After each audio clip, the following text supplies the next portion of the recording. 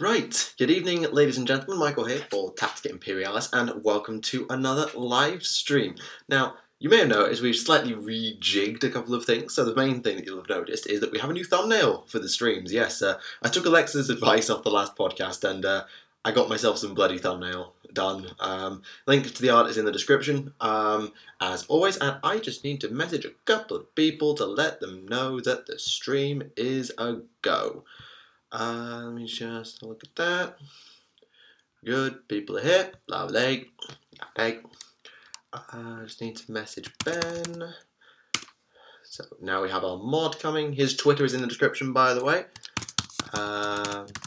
If you want to go and follow him on the Twitter sphere. I don't know quite how much he's doing on the Twitter sphere, but you can go and see that. Now, what I want to show you, I've installed, well, not installed, I've learned how to make this more interesting for the people watching in post. So, if you look to the bottom right-hand corner of your screen, I might put it on the bottom left later, we'll see. You will see, we have the chat. I've put the chat, have I got the date wrong? Oh, crap, did I get the date wrong? On the thumbnail. Oh, it's the stream title. It's the stream title's wrong. There you go, fixed it. Stream title was wrong. Stream title was wrong. My bad.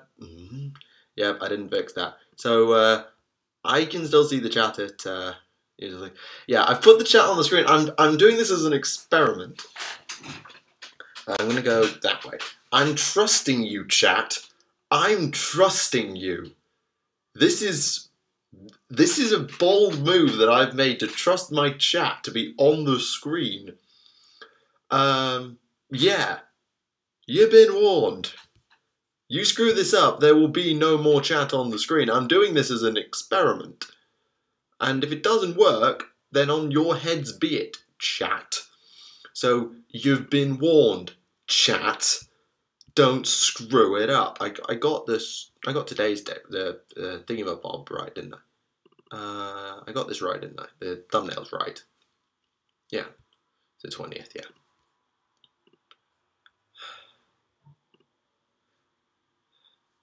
Big mistake. Oh, yeah, right, big mistake. Uh-oh.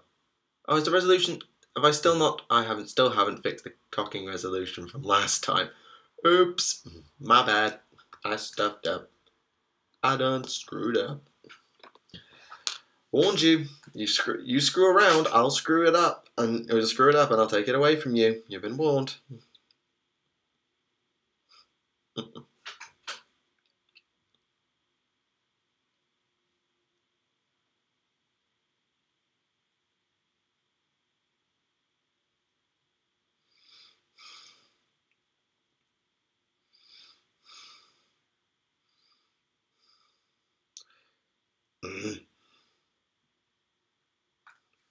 Okay, is everything in order? So yeah, I got the resolution wrong.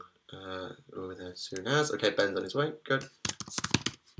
Right, so that's all done. Yeah, I've put my faith in chat, and I'm gonna hope chat doesn't dick around, because if they do, then yeah, me and chat are gonna have problems. Alright, so the title of the stream says we're still gonna be doing Stormcast.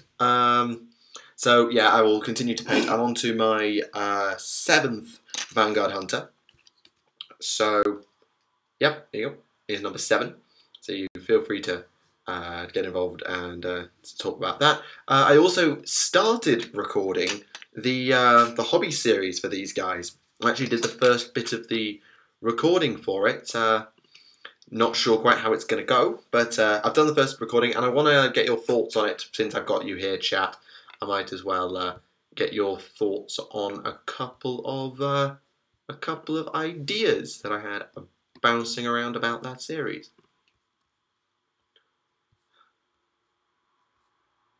Yeah, I know the resolution. I know about the resolution, chat. There we go. Thought about batch painting. I don't like to batch paint. I can't do mass bulk painting because if I do mass bulk painting, then I'm just gonna have problems. So it helps me focus on the task at hand rather than getting overwhelmed. It's like, oh god, I've got 20 models on the go. It's like, I'm just working on one, I do one thing at a time, I get one done in an evening, that's fine by me. I think everyone's got their preference. I personally cannot paint in a huge amount of bulk. I can't. Oh, that's jumping all over the place. Yeah, our bit rate's a bit all over the shop. Is there anything else? The CPU's fine, it's just the bit rate's a bit dodgy. How is France? France is good. France is busy, but France is good. It's the good sort of busy. Also, totally not sponsored by Fanta. Totally not sponsored from the jokes from the previous streams. Yeah, there you go. Yeah, I should probably put this in a glass, otherwise you were going to get the wrong idea.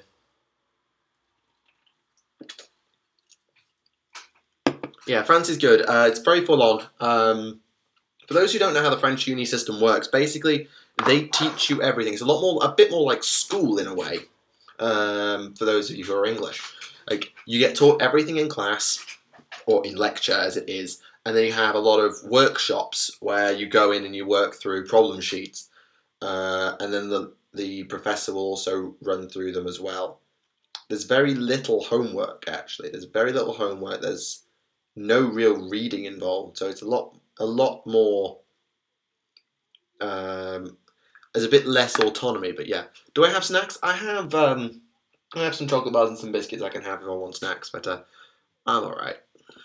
Really, I'm kind of okay. Your trust is horribly misplaced. It's worse than the Dark Elder Cultural Exchange program. Well, prove me wrong. Prove me wrong.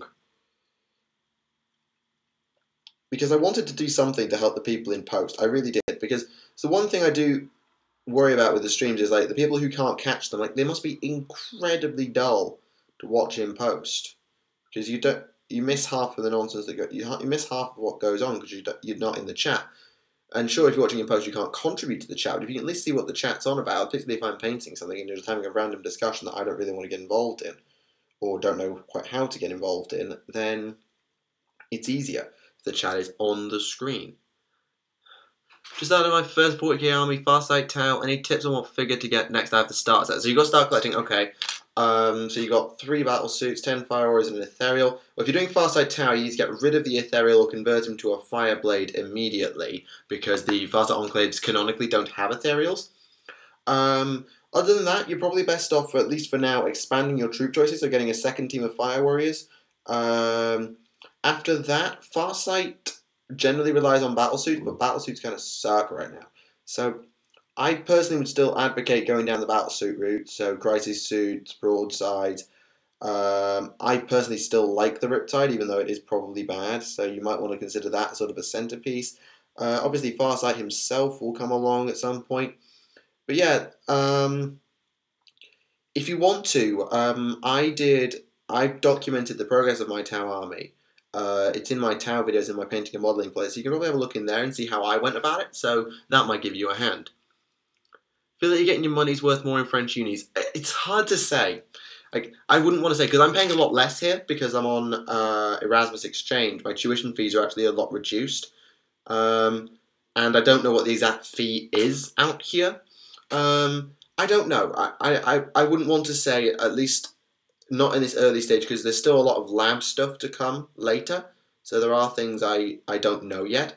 But on a technological level, I much prefer the English system, where you can do a lot more stuff online. So you've got a lot more flexibilities, like you can register online. Although to be fair, I think that's just like all local students still get to register online. It may just be the exchange you have to do it in person. I don't know. Just some things about the system are a bit clunky, and the working week makes life a bit annoying if you're a bit of a night person like I am. But that's not to do with uni, so it's hard to say. Without to make out now, which code do you think will be next? Astrami or Asiani? Astramil.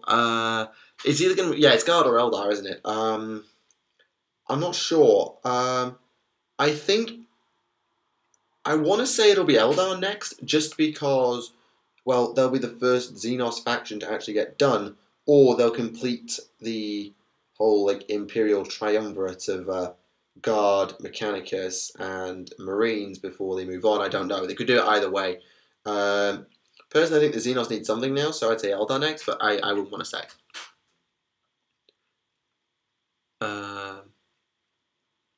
Instantly, I'm also painting Stormcast. Cool. Cool. Yep, and the chat this is the beauty of it. I can now let the chat have its conversations with each other, and I don't have to vocalize them. I can just get on with my painting, which is absolutely glorious and works perfectly.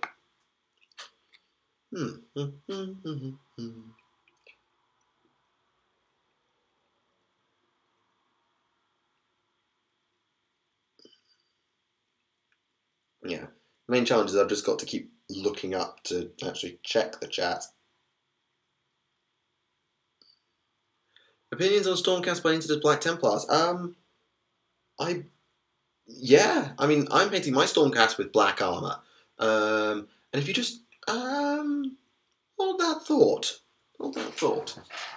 Let me finish my gold. Let me finish this bit of gold, and then I'll stick my brush in the wash, and I'll have a look in the Stormcast Battle Tome to see if, because there are a couple of Stormcast chambers who do wear black armor. The Sons of Malice, the Anvils of the Heldenhammer, to name the ones that I know immediately. I don't think there is one that's black with white trim.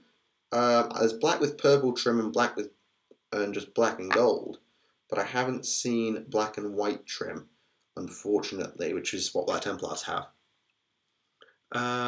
Thoughts on the new AOS campaign set? There's 3 of them, isn't there? There's Firestorm generally. Yeah, you mean Firestorm, don't you? I haven't looked at the Firestorm. Obviously, isn't out yet, but it's basically the return of Mighty Empires and stuff, in part, and I really think that's a good thing. As for the box sets look really good. I haven't checked the numbers on them to see how well they math in terms of like savings, but I know how expensive that Scourge Privateers army would be, so it's probably some pretty good value. Yeah, you mean Firestorm. Firestorm looks good. Black Temple Stormcast looks like straight up Teutonic Knights. Yeah, maybe. I mean, I'm only thinking in terms of aesthetics. I'm not thinking about in terms of fighting style, but yeah, maybe.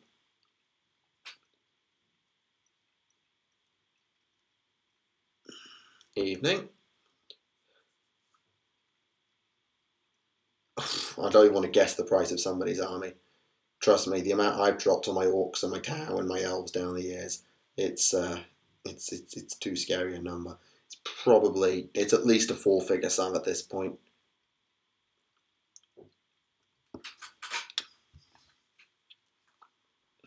There's some guesses coming in. I don't think they're going to be high enough.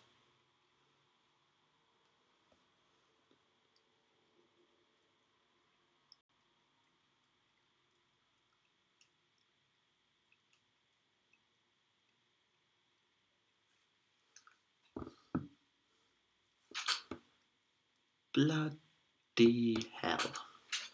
Yeah, bloody hell. Okay, that's a thing. That is a thing. That's a thing that exists. So, does anyone here know any lore on fantasy? I know vague amounts of fantasy lore, but I'm no expert. Oh, is Ben asking me a question? Can you guess the pricing of my cows? I don't want to know.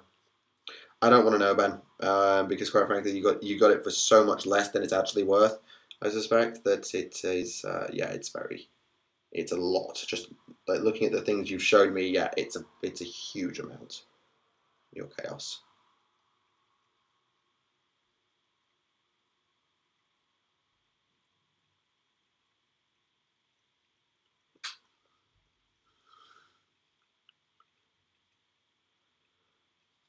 The RRP is probably, oh god, it's several thousand. I mean, you've got a bloody Titan, so I mean that thing's probably nearly 100 on its own.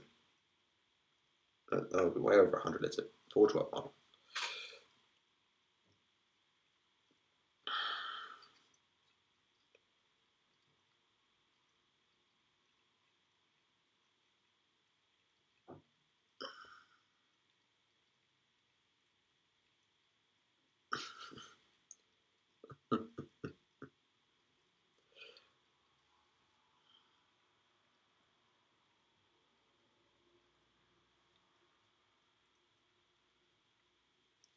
It's that's pretty ridiculous. Yeah. Yeah. To those of you who have who like watch painting streams or who do painting streams, how do people like make painting streams interesting? Like, how do they do it? I'm curious.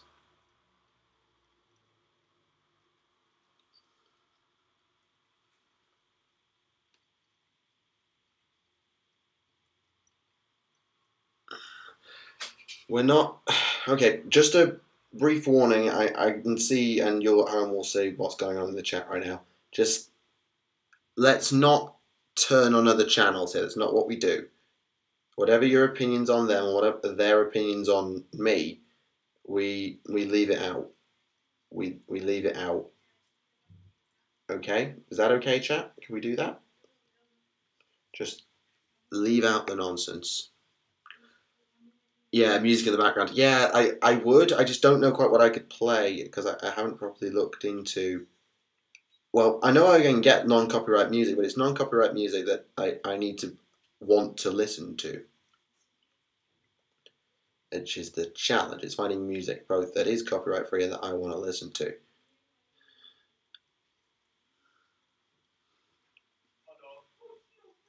Yeah, Chaos Warhound. I thought it was Warhound. I just didn't want to spoil it.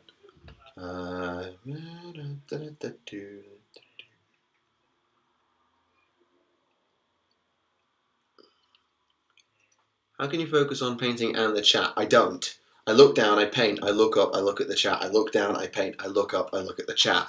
That's how I do it. I have painting, chat, painting, chat. I don't focus on both simply.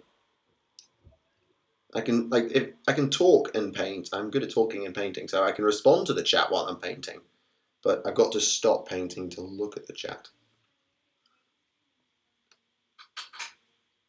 Most have the camera aimed at the table to show off the model.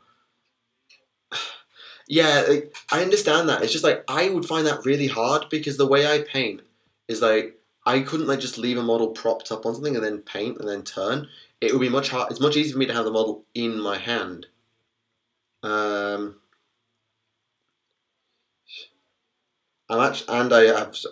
have really bad standards when it comes to painting. Like I'm literally just going straight out of the pot because, yay, go me. I'm very unprofessional about painting. I just do what's needed. Like they look all right. They're never gonna win anything, and I'm fully okay with that. But they look tabletop worthy, which is more they need, which is what they need to be, and they survive the scrutiny of the YouTube. So it's okay. You could get a minion to read you chat questions. No, that would require me having someone I knew and who was free, like in France, and that's just not going to fly. That is absolutely not going to fly. Plus, I don't mind looking up. Thank you, but no. Have you tried using Army Painter, which doesn't need to thin it down? Oh, the problem that I actually have is I find my metallic paints split all the time. I have to shape them up and get them just to make them functional. So I have the opposite problem. I don't need to thin my paints most of the time. I need to shape them up and do that, otherwise they don't function. It's kind of weird. My silver and gold are particularly bad for it.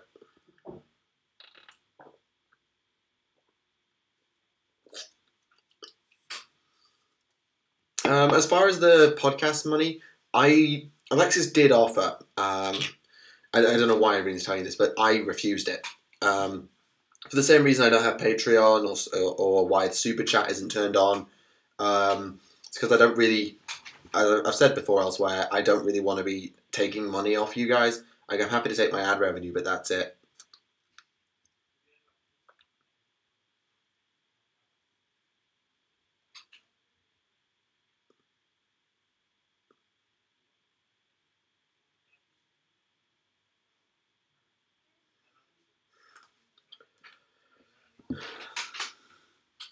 Get the chat on your phone. No, honestly, I'm quite happy to look up at the chat. I was going to check something, wasn't I? I was going to check if there were any Stormcast that were black with white trim, wasn't I?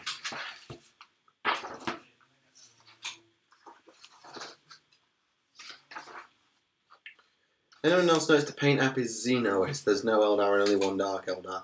Is that?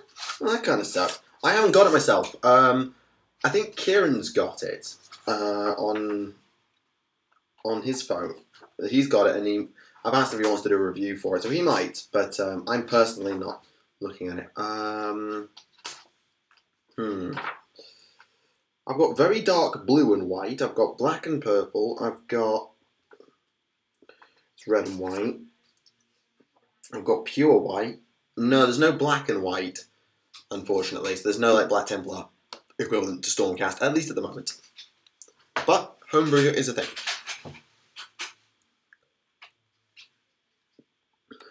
And I know people are happy to give money, but I'm not happy to take it. I've explained it before. When I did the 10,000 subscriber channel update, I basically said I don't want to because it puts me under a bit more pressure. I just feel like I need to be doing more than I'm doing, and particularly with this whole uni business, I really can't commit to that. So I'm quite happy.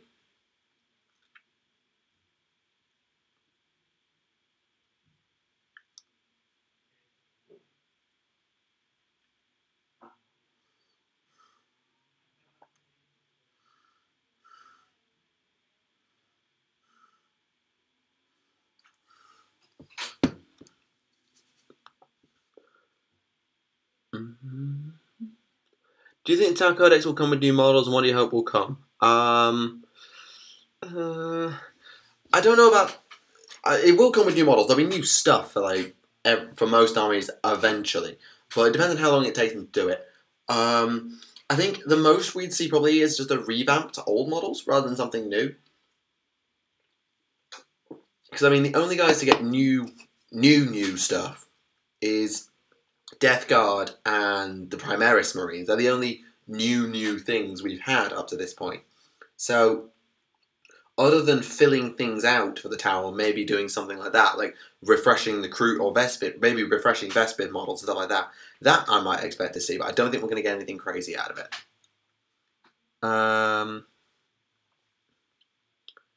Yeah, more like new sculpts over new models, as I was saying. What's the plan after uni? Plan A, I suppose. Plan A is a PGCE, a Primary General Certificate of Education, and maybe become a physics teacher. That's kind of Plan A right now. It certainly won't be to go full time because there's no way I could manage that even with a Patreon and a Super Chat. There's no way. Like Mini Wargaming can survive off their revenue and stuff, but there's no way I could. So.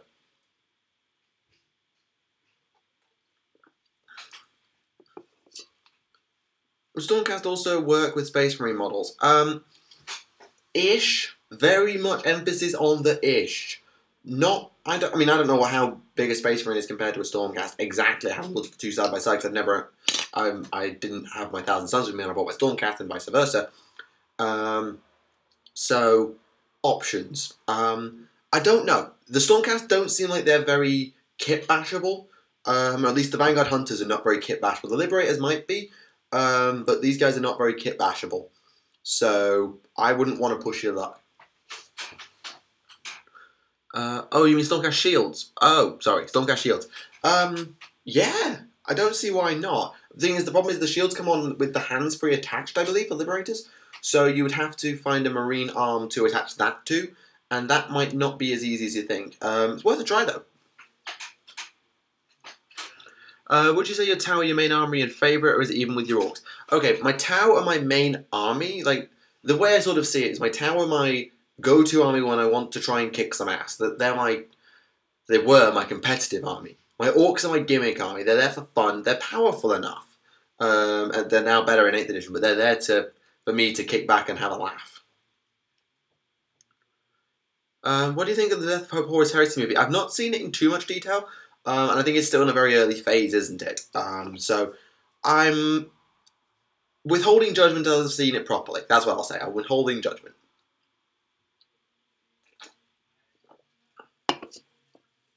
Shields and hands are separate? Oh, maybe it's just the starter set Liberators then that had the hands on the shields, because I'm pretty sure they do on the starter set.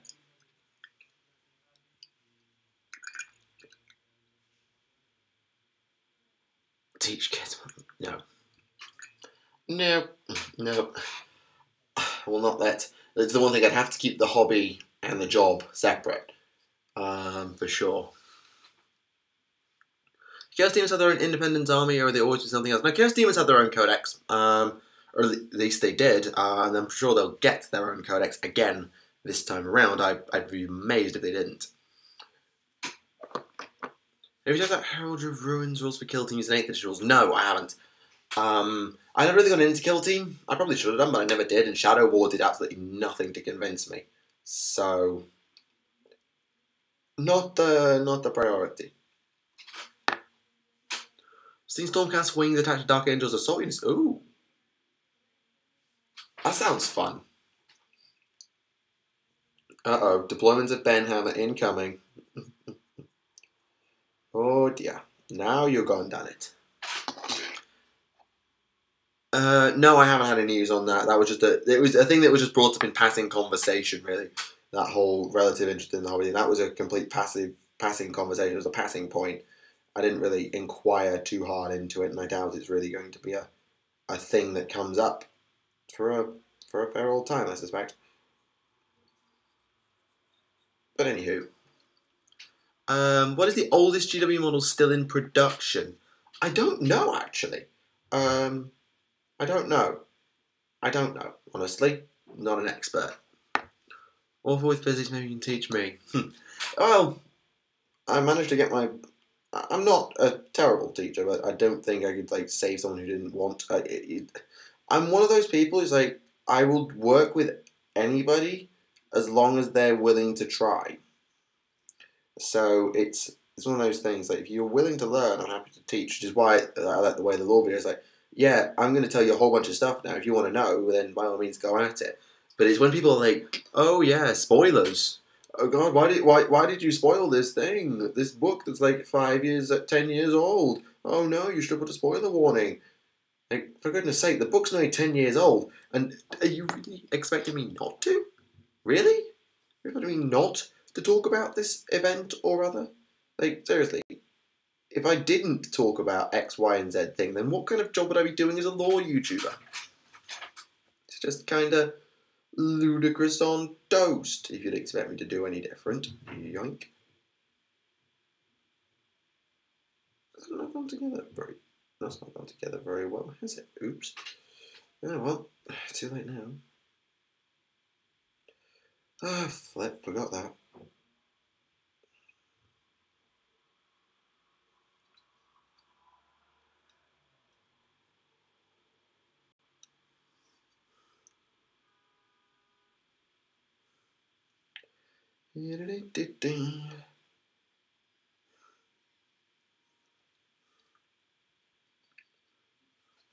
Death Card has all the Nurgle demons in the codex, so it's safe to presume that Chaos Demons will be only Khorne and Slanesh. Siege will be in Thousand Suns. I don't know. I still think demons will be standalone. They'll just have more. They'll have options to work with their respective trait allegiance. I can't see them like having not full mixed demon armies. I can't see like you have to play mono god demons. I can only imagine there's still the option for mixed pantheon. How do you decide on the bonus and penalties for the narrative kinds? We just discuss it. I sat down with my opponent and was like, okay, so if I win, then this is what I think would happen next in terms of what mission we should play. But then we're like, well, what makes the most narrative sense? Well, because this has happened, therefore it makes sense if they have this because this reason. We sort of just discuss it and sort of thrash it out that way.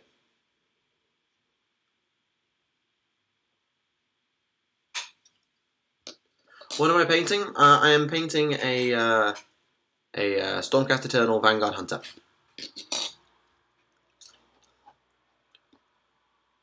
20k subs, you could visit me. We'll give it. That's a huge expense. You realise how much of an expense that is to go to flipping Canada?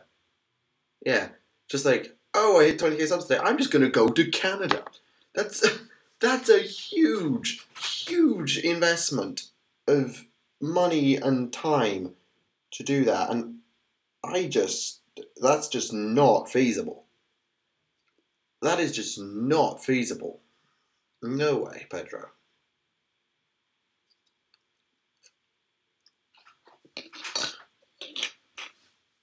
Ben's asking about content suggestions. Yes, can you do that, please? Can you actually answer Ben, please?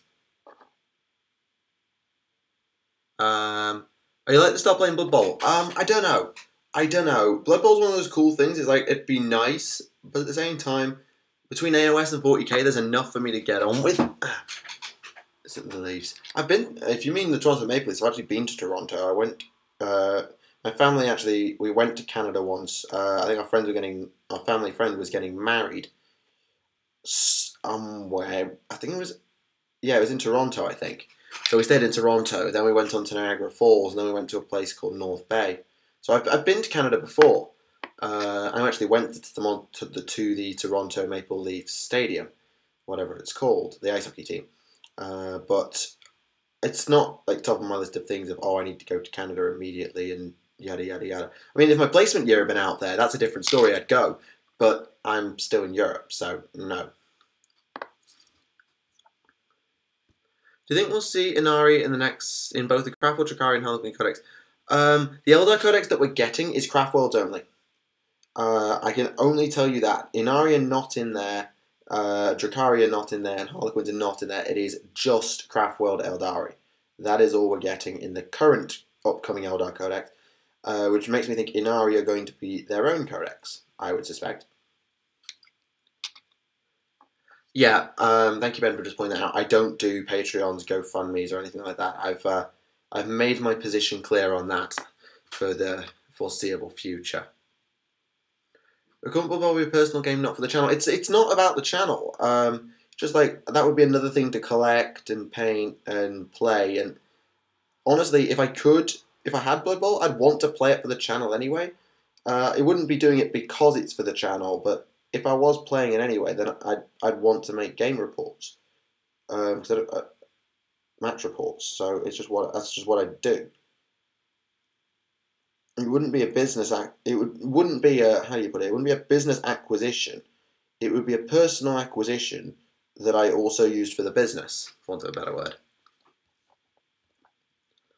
Dwarves rock back in the day, slow but hit like a train. I played elves in fantasy, and they were the complete opposite, flimsy as flip, but they were lightning fast, having always strikes first, you know, which made them absolutely ludicrous on toast.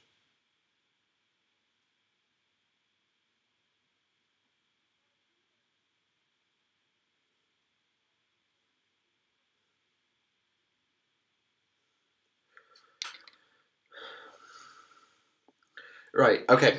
Because the chat's being incompetent, I'm going to actually read it for the chat. Okay, chat. What do you want Ben to be putting out? Because Ben is now in a position where he can get content onto the channel either once or twice a week. Probably once a week at least for now. What do you want him to do? Because he's got some hobby stuff. We can do battle reports. Because I'm probably only going to in a position to do French AOS battle reports. So like battle reports for Age of Sigmar, probably in French.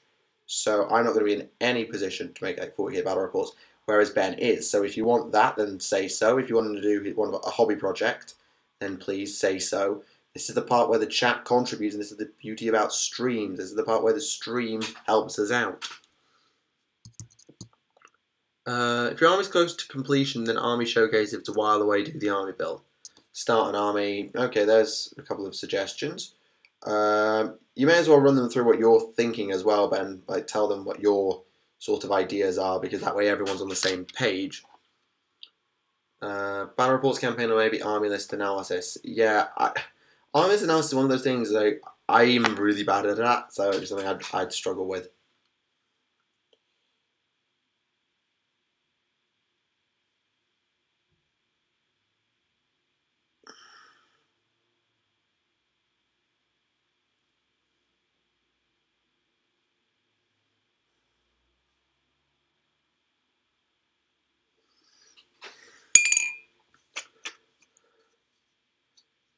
Things like showcases seem to be quite a popular selection. Okay, interesting.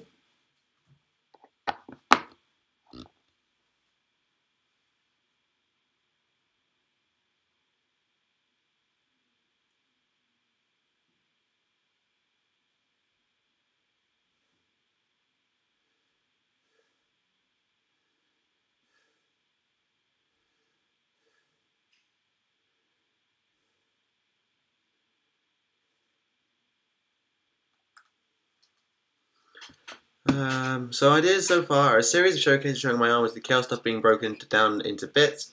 That's one option. Yeah, just 200 character limit. Got to do it a couple of times.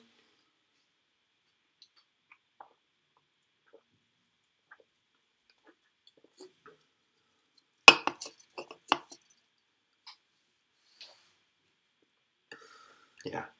Oh, I should probably bring my laptop charger over. Actually, I just need to get my charger from over there. My hand coordination is all over the place. So I'm just going to go to the break. You guys talk to Ben. Actually, just can I copy? Yeah, I think I can. So I'm just going to go to the break, and I'm going to leave to try and put the chat up on stream while I'm on a break, and then I'll be right back.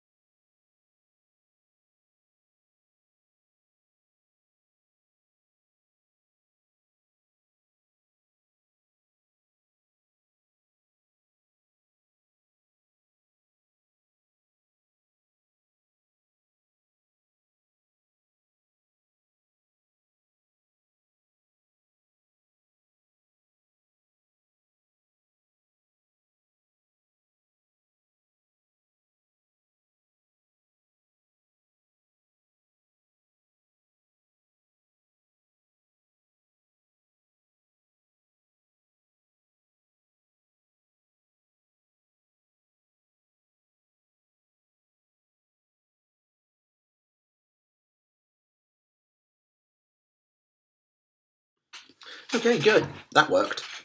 That worked really well.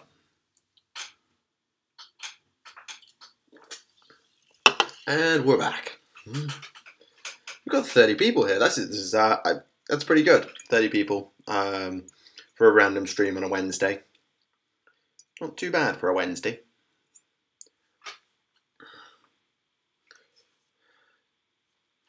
Tactica orcs are next for me. Oh, cool. Narrative campaigns.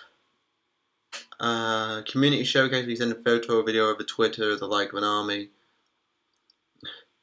An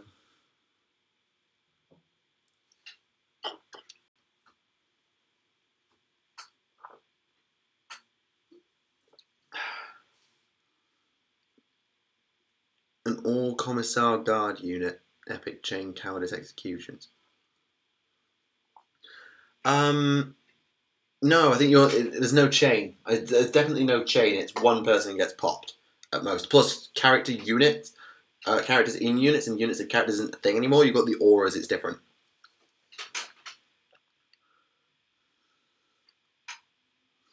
Yeah, okay, good. Chat's getting suggestions in, and people in the comments, by the way, if you are watching this in post, you can leave your suggestions down below as well for what content ideas you'd like to see out of Ben, or out of me, of course. But I've loosely got a plan. Actually, while we're talking about hobby series and stuff, I just want to quickly talk about the Stormcast hobby series. I'm completely planning. Spoiler alert! I'm completely planning it to be a bilingual series. Okay. So there'll be an episode per week, which will be in English, and that'll be fine. But there'll also be a rough duplicate of that episode, like as best as I can translate anyway, in French. So yeah, thank you. Very unfortunate that you've got to go, but that's fine. Glad you enjoyed the time that you had here, and I'm glad you enjoyed the content, because that's always a good thing. It's always good to know people enjoy our content.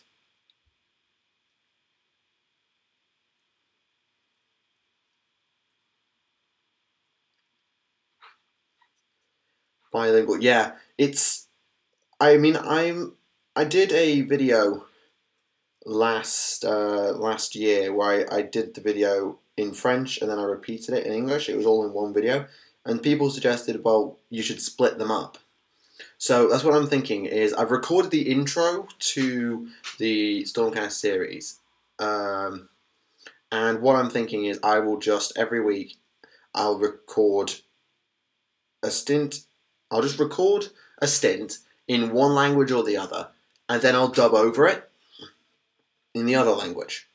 So I'll just record, split the audio off, record some new audio in the other language, and discuss. I'll probably record the French version raw because it'll be easier for me to actually think about it while I'm recording live rather than have to react to what's on the screen and then translate. It'll be easier for me to do the French version live. But that's a thought.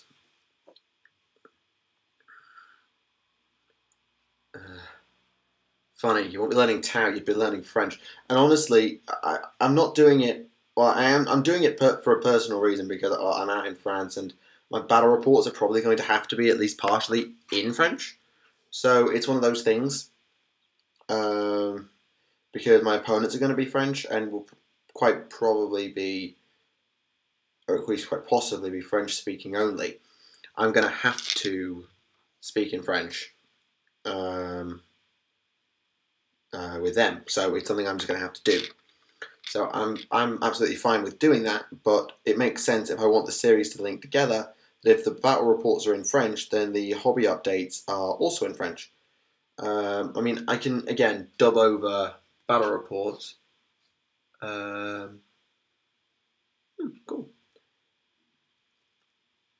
Well, I can dub over battle reports. I want to have the French and the English version, so it makes sense that the whole series is bilingual because then, well, it just makes sense.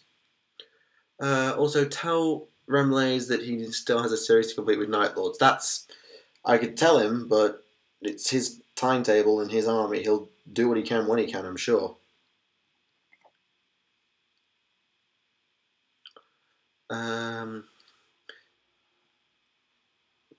Yeah.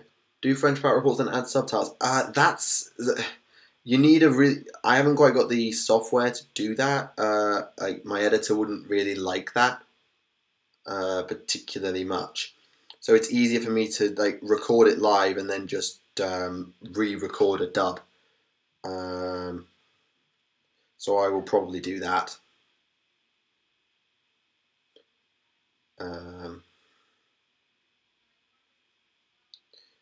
Yeah, if I could speak Korean, that'd be a good start. And they've retracted it. Yeah, this is the problem now. Anything you wanted on the screen that you think, oh crap, I shouldn't have said that. Well, now it goes on the screen. The chat now can't say stupid stuff. This is hilarious. Well, the chat can say stupid stuff, but if they do and then realise, oh crumbs, I shouldn't have said that, well, they're buggered. Have you thought about me doing an after-action report? I've always had difficulty with after-action reports. The main reason I struggle with them is I forget half of what goes on. The way I play the game is I play the game and then at the end of the turn I look back over the turn. Because I don't really write down as I go, which is why the way the battle reports are is the way they are. So it makes more sense for me to do them naturally, do them live, rather than after action, because then I can just dub over the same stuff. And because I can understand my own French, I can say, okay, this is what I was talking about. And all of that good stuff.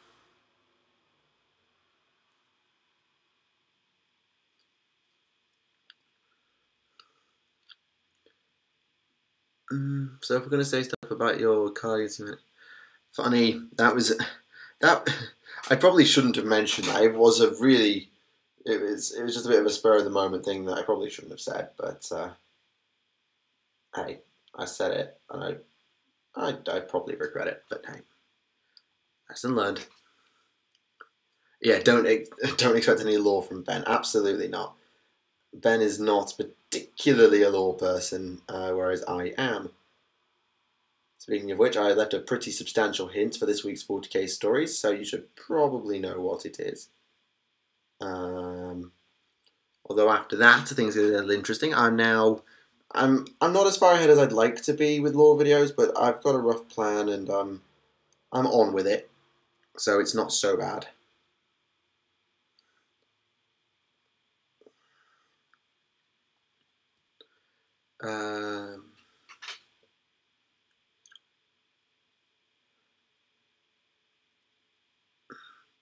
Blew all the others away. Oh. Meh. There was probably still something I shouldn't have said. But hey, it happened now. It's a matter of public record.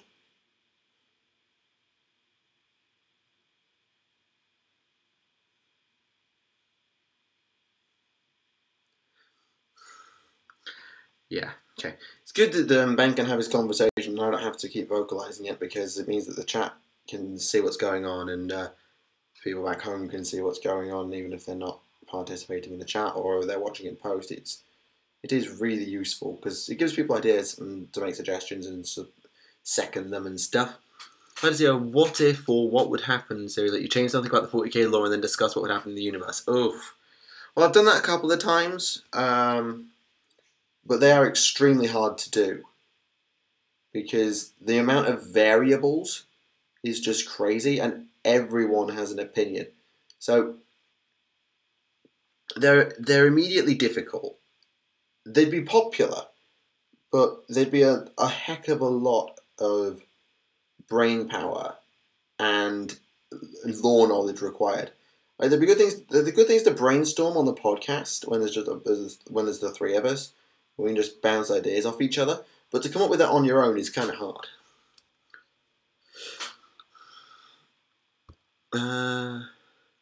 Love when a model gets a backstory from a real game. Yeah, that's the point I've made. I'm actually, for the first episode of my series, for my Stormcast, the first episode is at least partly going to be, probably a chunk of it is going to be backstory.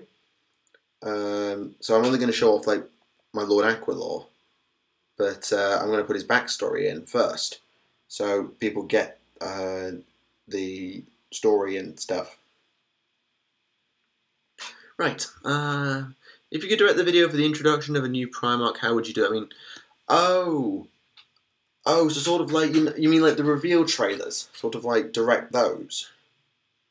Oh god, the problem is that they usually come with enough lore, not little bits of lore that you're like, well, I have to create the lore for that as well and understand where the plot's going and all that sort of thing. So there's more to it than that. But to take one as an example, for the return of, well, let's go with Lorgar, be a little arbitrary and go with Lorgar.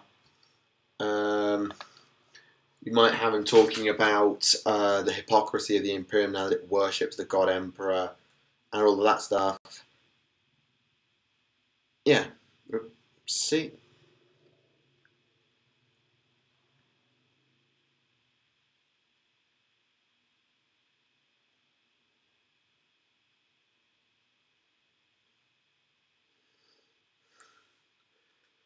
Is Remley's a heretic? No.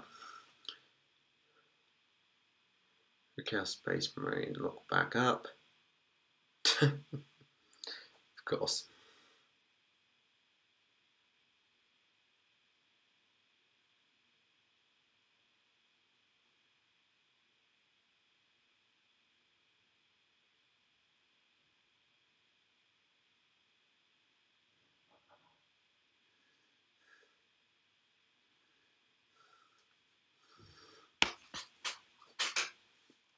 Have a fire dragon whose squad died in an Imperial Guard bombardment, and then got charged by a 10-man squad, killed them all in close combat, and then blew up a Chimera. Nice! Nice. It's always nice to have those little stories of individual heroism. Like when I played Kill Team with Kieran You may remember when we did our little The Gauntlet kill team mission, which was really fun, by the way. We did our little custom thing for the Gauntlet, and we had that Pathfinder with the rail rival who just kept pop, pop, pop, which just never missed. They just kept popping heads of spawn and demons and cultists. It was gorgeous. That was a really good moment. So I really enjoyed that one. But there's only...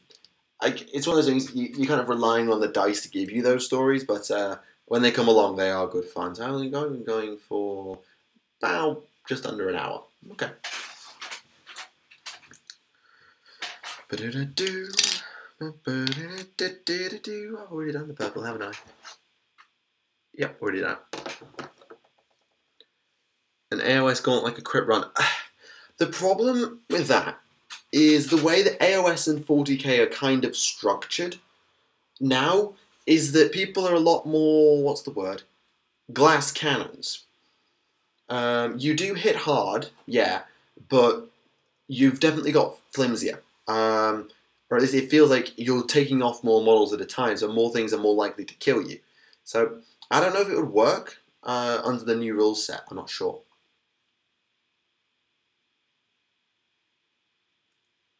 Which of the Chaos Gods are undivided? Okay, fine.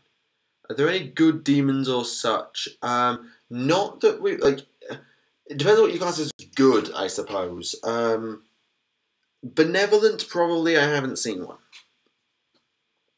Punish a Gatling tank that held the line against a horde of Tyranids, sat on a hill, kept sending gauls until they sealed a Khan effect, which it also killed. Nice.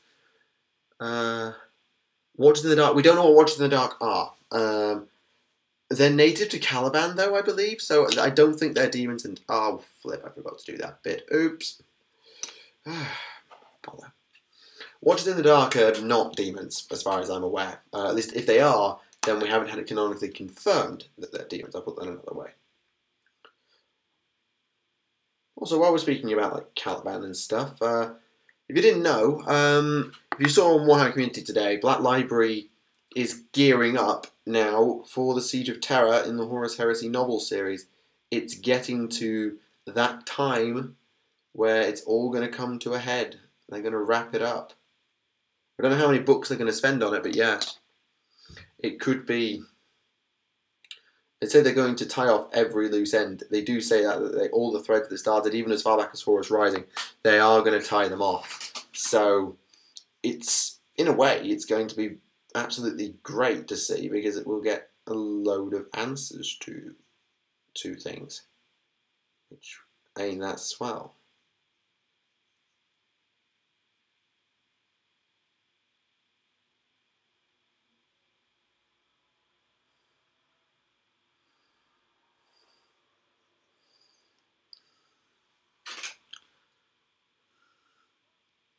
Anyone play Stellaris? I don't play Stellaris. I know of Stellaris.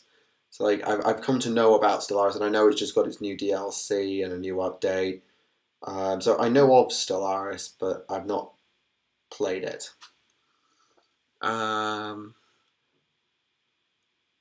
So we get an Alpharius one. Yeah, like, we're talking completely separate things, by the way. The Horus Heresy novels are the novels from like Horus Rising, Flight of the Eisenstein, Master of Mankind, those sorts of books. The Horus Heresy books are the rule books that Forge World makes. They're two entirely separate entities. So the model for Alpharius will come along, but that's in Forge World's hands, not that library's. Different thing, just needed to make that distinction in case people were confused.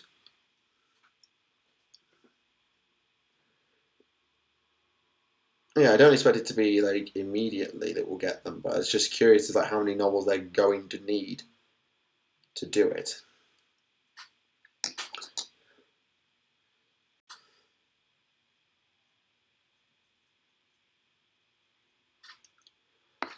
Normally shows us what release they involve.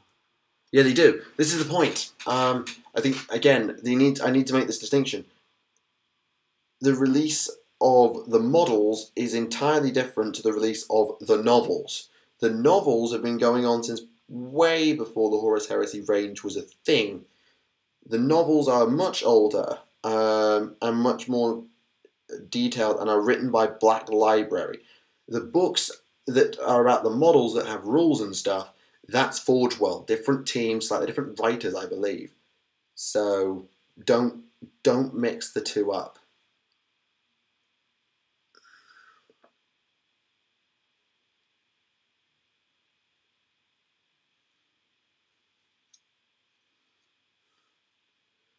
What do you plan to get for your Stormcast? I'm basically building a Vanguard chamber with then elements of a Warrior chamber alongside it. So I'll be getting Vanguard Hunters, Vanguard Paladors, Vanguard Raptors, Ether Wings, Lord Aquilor, Knights of Zeros, Knight Venators, and that's the Vanguard chamber. And then the Warrior chamber, I'm probably going to start with, I'm not sure, I'm thinking the Exemplar chamber, because that's Paladins, and that gives me some nice heavy infantry and a few Prosecutors, and some Judicators, so I get some more range support, or I'll go straight for the Warrior chamber, which is the bit of a mix of everything.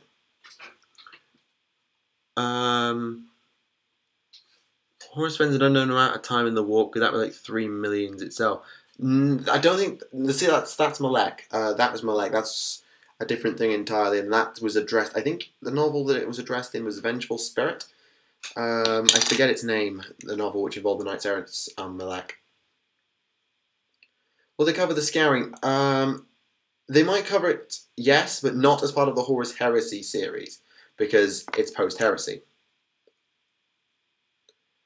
Most frightening beast to face in AOS. The Charybdis is, well, it depends. Lore-wise, they're all terrifying.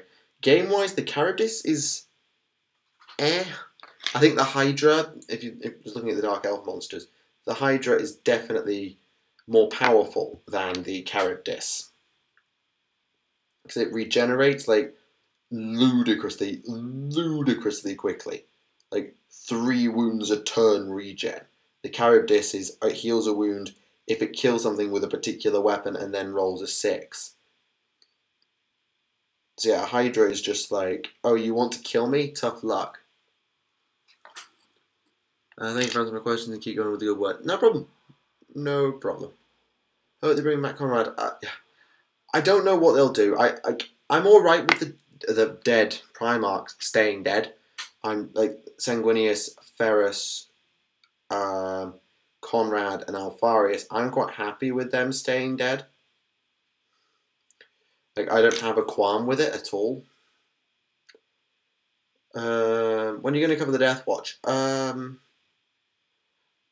I don't know if I'll do like a proper setup for it. I've not moved away from the character, but I've moved away from the character like being involved in like proper events. It's more like a location thing than a anything else. I don't really want to try and create too much of a plot line, because the problem is if I start doing that, then people who are new, and because of the way my channel works now, I get so much new traffic, like so much more traffic through lore than anything else. There's a risk. It's a risk that people are just going to come and watch a random lore video and be like, "What the flip is this person doing with all this character stuff and like pretending they're involved?" And some people don't like that. Like, I'm alright with having a character and being a personality. I've got no problem with that. Just I don't want it to be like so like story driven. I kind of want the character just to be the narrator. Like, they've got a backstory, they're the narrator, but the story isn't about them. The stories are the stories, and let them take center stage. Let the narrator have a personality, let them make comment, and have opinions, and all that good stuff, absolutely. But don't make them dominant over the focus of the video, which is the stories.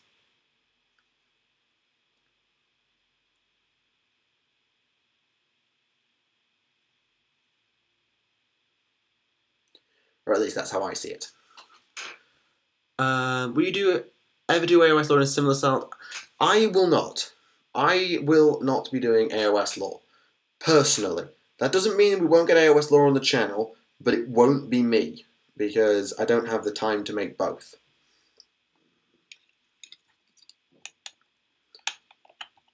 You go on there, you go on there, you go on there, done.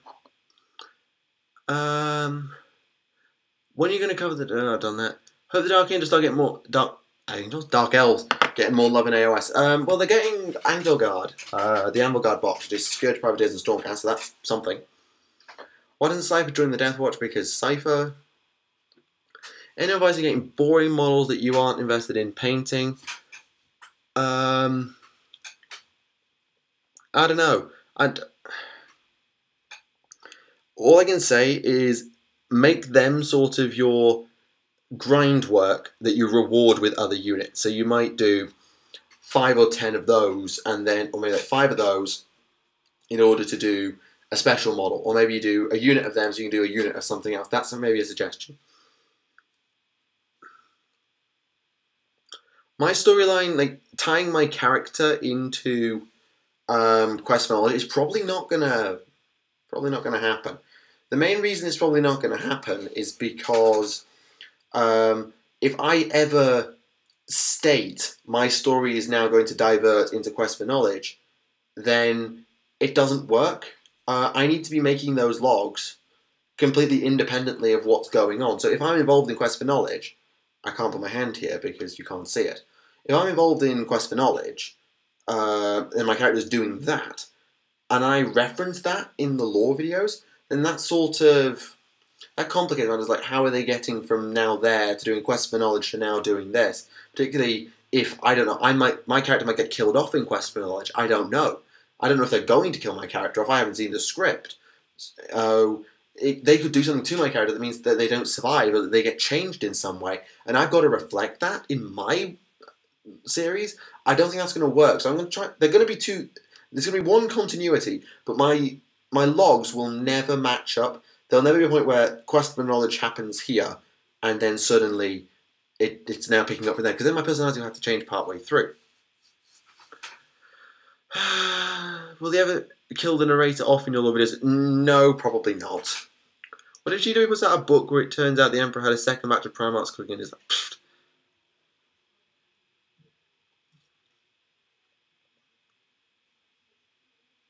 Conrad is alive. That's a theory. So, well, it's a possibility.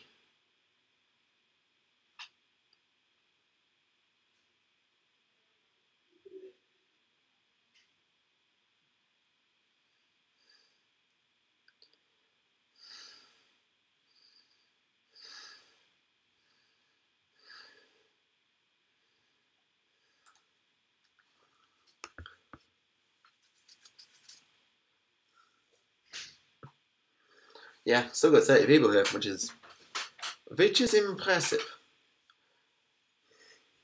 But yeah, the whole Kurzum Shen thing. It's never been confirmed that Kurz is dead, but it's extremely likely that Kurz is dead. Can't wait for Horus to go. No, just no. Horus is dead. Horus is extremely dead. If you could give Alexis and Remlise anything for their birthdays, I have no idea. Honestly, like, they're good friends, but at the end of the day, they're almost like work colleagues as much as anything else, so I wouldn't know where to start. I wouldn't even know where to start. Alors, qu'est-ce que nous devons faire? Nettoyer le noir, un peu plus d'or, de rouge, oui, un peu plus de rouge. C'est tout. Any hope on doing a collaboration with a channel that doesn't exactly cover 40k but sci-fi in general?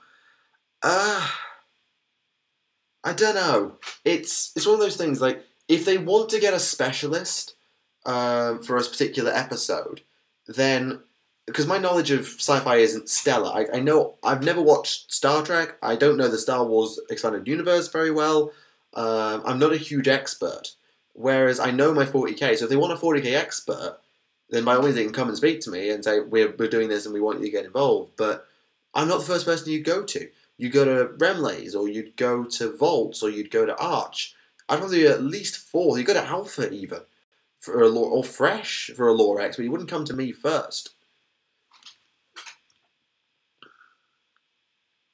I'm going to have a Mars bar.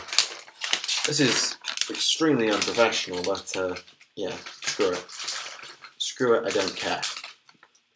I'm hungry, I'm having a Mars bar. It's one of those things, there's so little chocolate available in France, it's weird. Cadbury's just don't seem to be a thing over here, which is fine because I was always more of a Galaxy type man myself, but like, the only chocolates you can get are like Mars, Maltesers, Twix don't really count. It's a very, very short, slim pickings. And no, not sponsored. Just what I happened to have in my flat at the time. So my favourite video games. Fallout New Vegas. I love Fallout New Vegas. I think that's a fantastic game. The problem is I haven't played many games. So like I've played a couple of the old Call of Duty games. I've played Fallout. I've played a couple of racing games with my brother and stuff.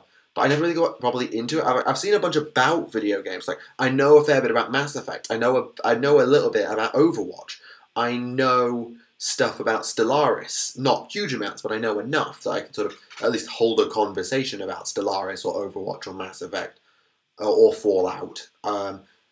Every game I've played is definitely Fallout New Vegas, though.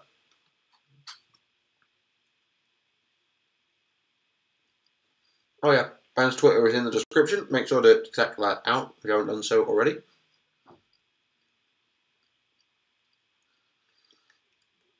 Should they remaster New Vegas onto the newer systems? I'd rather have New Vegas 2 because it wasn't. I don't think the hardware really held New Vegas back. It was the development time. So a remaster would basically, here's all the shit that we wanted to put into New Vegas that we didn't have time to put into New Vegas because it was pushed out the door in like 18 months or something. So it would be like a director's cut.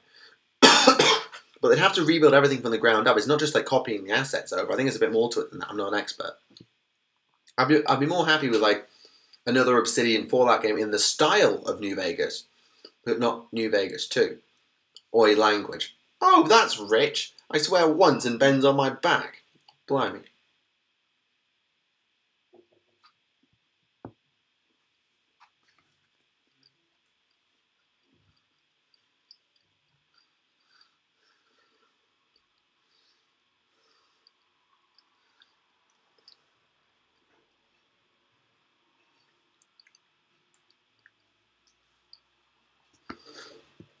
It has got some fantastic DLC. I'll agree. Old World Blues is brilliant. Lonesome Road looks amazing DLC. Dead Money's interesting in its own way. Yeah. If you looked up Eternal Crusade again, they're opening up to Steam Watch Critique. I don't really get a chance to play much at all with anything. So I never really got into Eternal Crusade, honestly.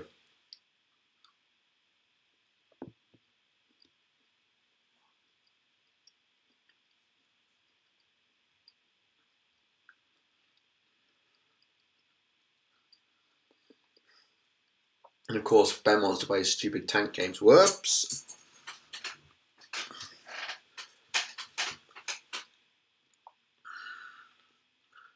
Does anyone other than me want the Exodites to do stuff again? Oh yeah, it'd be nice to have the Exodites around, yeah. New Vegas, I highly doubt New Vegas was going to be DLC for Fallout 3. The systems are so different, like aim down sights, the different way that they resolved all the different, using pacifism as a different option, and all the different weapon types and ammo types, and there's just so much more to New Vegas that I don't think it could have been a DLC.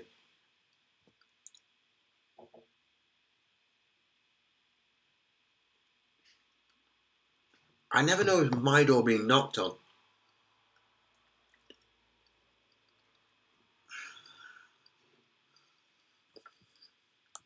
I never know if it's my flipping door being knocked on because the doors are so close to each other. It's like knocks on the person in the next door. Oh, that wasn't for me. Oh, right, fine.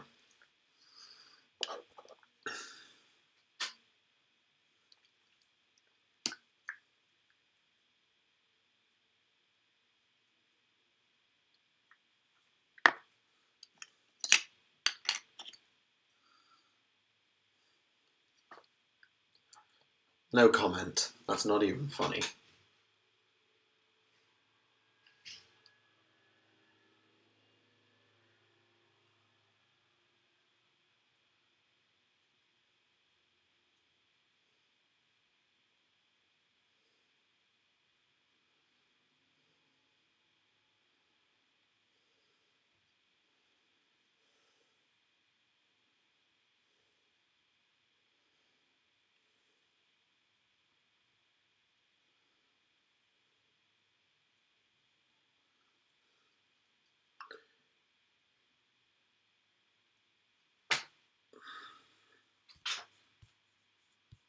Excuse me. I trusted you, chat.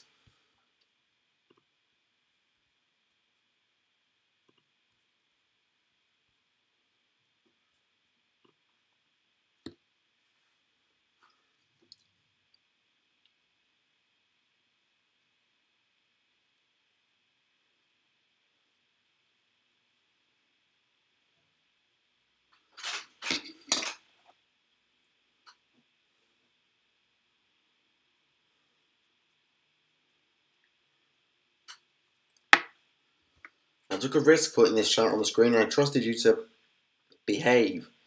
So I'd expect that. I'd expect you to behave.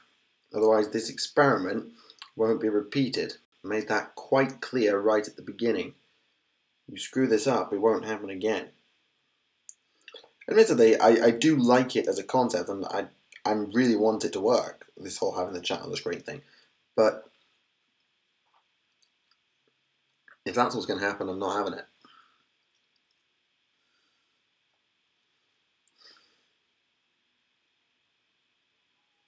And thank you, Ben. Keep an eye on that person.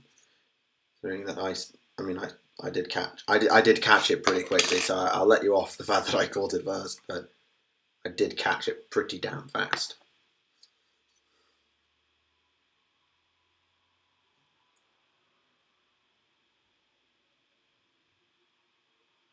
Anyway, carrying on.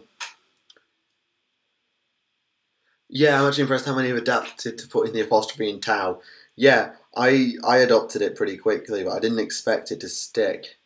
Like generally comments are not always the best for it, but it's acknowledged at least. People at least acknowledge the fact that they made the change and at least try to honour it, at least for a chunk of the time. Which is good, which is nice. It's quite good to see.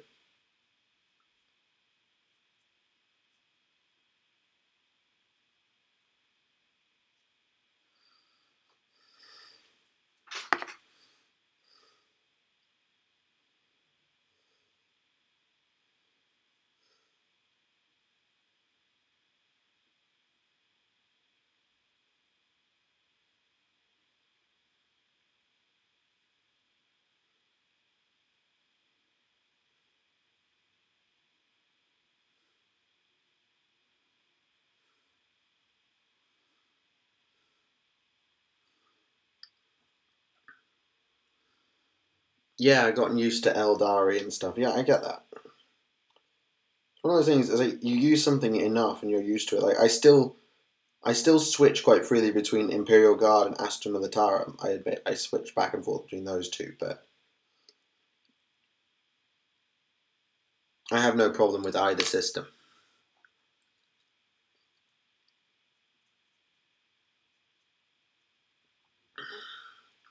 How many worlds did the Emperor have under his belt before the heresy? I don't know. We don't. I don't think because there's not a comprehensive record of like how many worlds were brought to compliance exactly at exactly the time of Istvan 3, and then what the number was at the end of the Great Scouring, and keeping tabs on it is kind of hard. So because we don't have a comprehensive record, I think it's very hard to know the answer to that question, I'm afraid.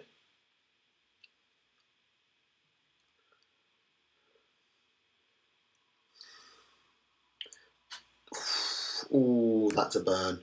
That's a straight burn.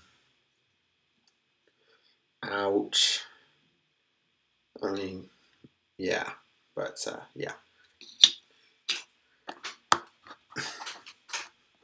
And they've retracted it. Okay.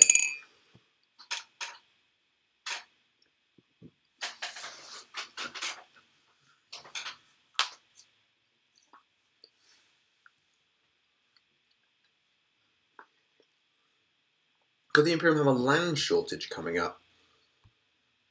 Unlikely. Because there's plenty of planets out there. And I'm sure they can probably find space on the ones they have, in some cases, not all of them. And there'll be plenty of uninhabited worlds too. Plus, the worlds that are in the Dark Imperium are still there. bear that in mind. They're still there. They're just not as easy to get to, and they're probably not directly responding to the High Lords the same way.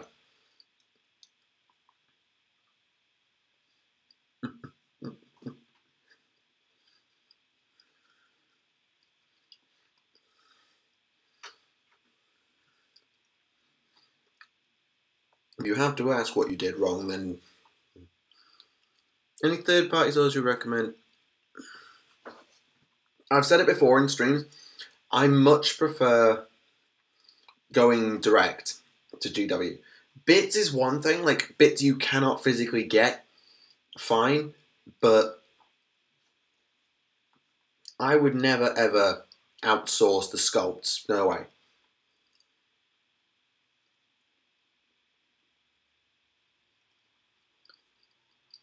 Favorite Imperial vehicle, non-Titan.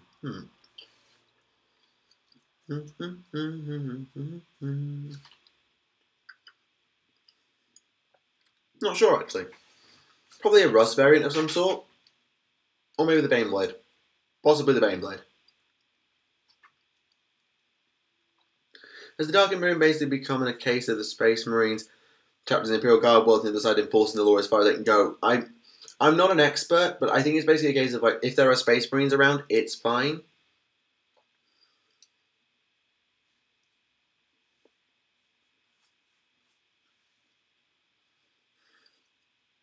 Ugh.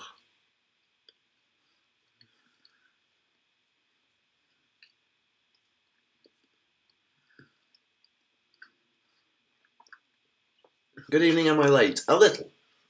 We've been going for about an hour and 20. I'm only going to go for another about 45 minutes. And then we'll call it a stream. Answering a list of rules for chat. My list of rules for chat is simple. Follow common sense. Don't abuse each other. Don't abuse me, and keep it clean. That pretty much covers it.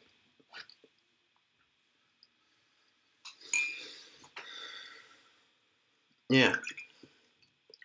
Respect each other. Respect me, since, well, I don't really take kindly to it. I don't mind if people have problems with me, but I'd rather it not be just shouted in my face, and keep it clean.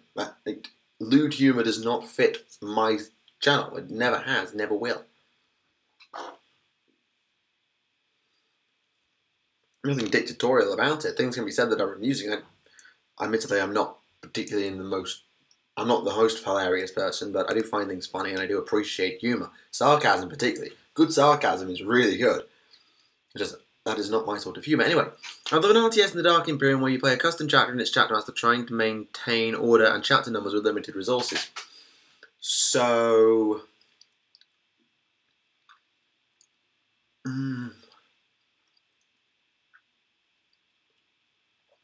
So, like, Dawn of War without reinforcements, but also where your guys are juggernauts, because it means that you don't... Interesting idea. I can't come up with a really good comparison because I'm not an expert at RTS. Yeah. Any interest in the movies coming out?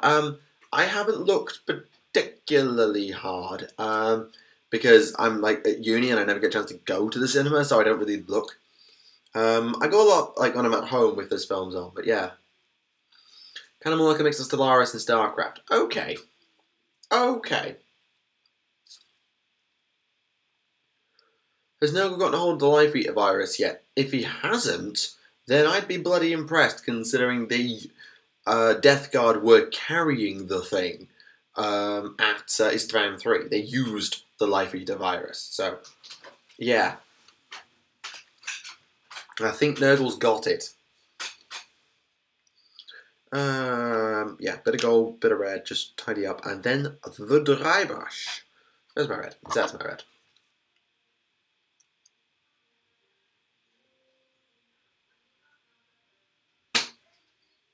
Great.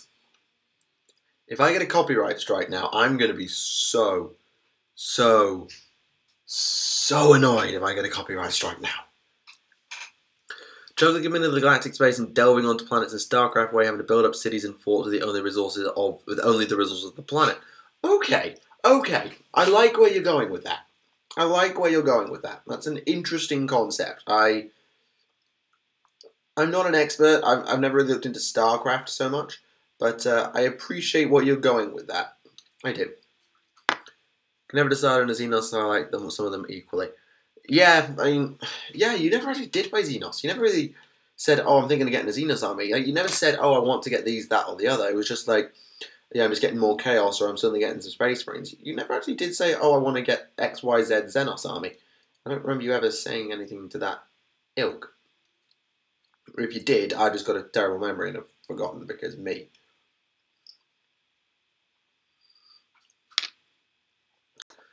A bigger version of Dawn of War Dark Crusade. Not quite, because I think you still have global... I mean, if you think of... Yeah, if each world is like Dark Crusade, but scaled up a bit because you can't have that many provinces, it'd be way, way, way too much faff to try and have a Dark Crusade map and then a Galaxy map. It would just be a bit much. Since with Orcs and Necrons we can never choose. Fair enough. Well, we have an Orc player and a Necron player now, so... I think the only Xenos we don't have is Dark Eldar. Does someone play Eldar? I mean, James plays Eldar. James has a few Eldar. Yeah, there's Dark Eldar. Kieran's got Harlequins. I've got Tau and Orcs. Luke has Necrons. Kieran also has his bugs. Anything else? It's counted as Xenos. Yeah, Kieran's got a Gene Stealer cult as well. Yeah. Okay. Acorn Electron. What's Acorn Electron? I guess an endgame thing will be an Imperial ship breaking through with some randomly generated, incredibly rare resource from a supply of Gene Seed to a Titan Legion. Ooh. Choose between all the Primarchs whilst they were still loyal. Which one choose to replace the Emperor and lead the Imperium in the event of his death? Guilliman. If you want the Imperium to be run properly, you want Guilliman. If you want the... It depends on when the Emperor dies, because if the Emperor dies midway through the Webway project, then Magnus needs to be brought up to speed and on board extremely quickly. So having him in charge is a mistake. Although he'd be a very, very useful speaker, he was always renowned as sort of a brash leader, so he might not be the best politician. He was just a really good orator. Guilliman was a politician. He knew how to navigate that sort of quagmire and could do it much better. Horus would still be an apt war master if Guilliman was called away, but I think Guilliman would be better to lead the Imperium, which is probably why they brought him back. Something that is useful if you're wrong can vanish with it. Yeah, I can see that. Okay. Yeah, I get where you're going with that. I get where you're going with that, and I sort of approve. Good call. Good call, that man.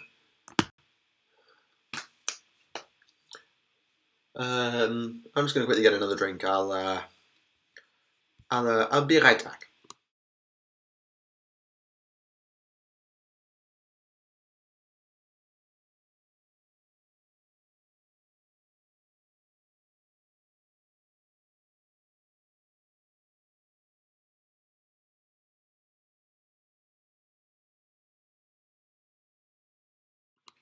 Yes, I know you have a name, but you're on the screen now, so I can't exactly hide it anyway. Doesn't matter that I don't say it because it's on the screen for people. Just a point. Just a point.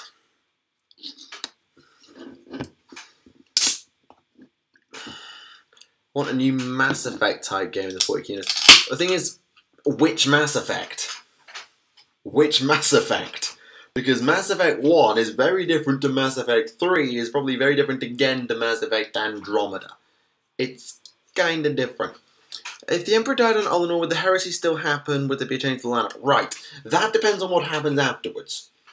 That fully depends on what happens afterwards. If Malkador takes over and the Imperium just goes on as it was, yeah, we probably still end up in a heresy type situation. Of sorts. Whether it's exactly the same lineup, I couldn't tell you. But Lorgar would still go. maybe fall into chaos because he wanted to find a replacement for his new god. I don't know. And then potentially Horus could go. The knowledge of the Webway project becoming public could send Mortarion. It really depends on how it's handled. I think that's a good way of saying is how it's handled.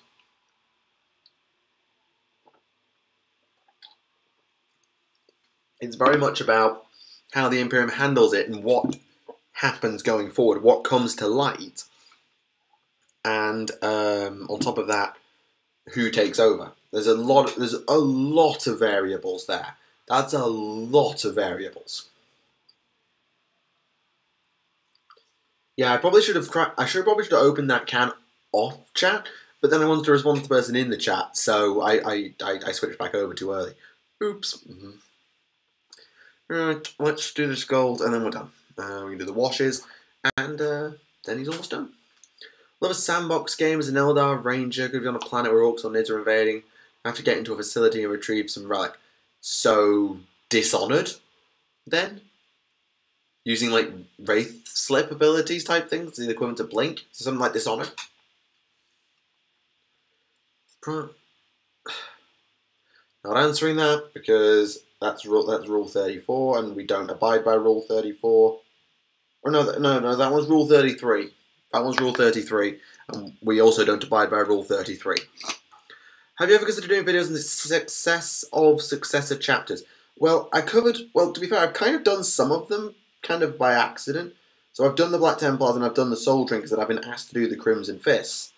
Like, I'm not going to do, like, successor chapters generally, but if a chapter does something of particular renown, I might look into them. So, like, I'm probably going to do the Crimson Fist, because, like, telling the story of Rin's world and carrying on with Alexis Pollux and how the Crimson Fist adapted early on, all of that stuff, I think I could probably get away with covering the Crimson Fist. But I'm not going to go out of my way to cover, I don't know, the successors of the Blood Angels, who I don't think have done particularly much. I mean, John will tell me now they're doing loads of things, but you know what I mean, okay? You get my point. With the sniper rifle rather than the knife. You still have your knife, but instead of the, like in the new Dishonored, you have that dart gun, your electro gun in your wrist. Maybe you replace that with your sniper rifle. So you still have a melee weapon. Still happens the idea of an assassin game where you get a briefing of the mission, pick one of the Imperial assassins like a Vindicator and use it. Okay, have I done the World Engine? No. And the main reason I haven't done the World Engine is because the World Engine is a book. And covering a single book is quite hard. The Astral Knights I don't think I've done loads besides the World Engine. So it's kind of hard to cover them. And I've kind of already covered the Necrons. So it would kind of be hard to go back and cover the World Engine that way. Do I have a Primaris army? No. Am I going to start one? Probably not.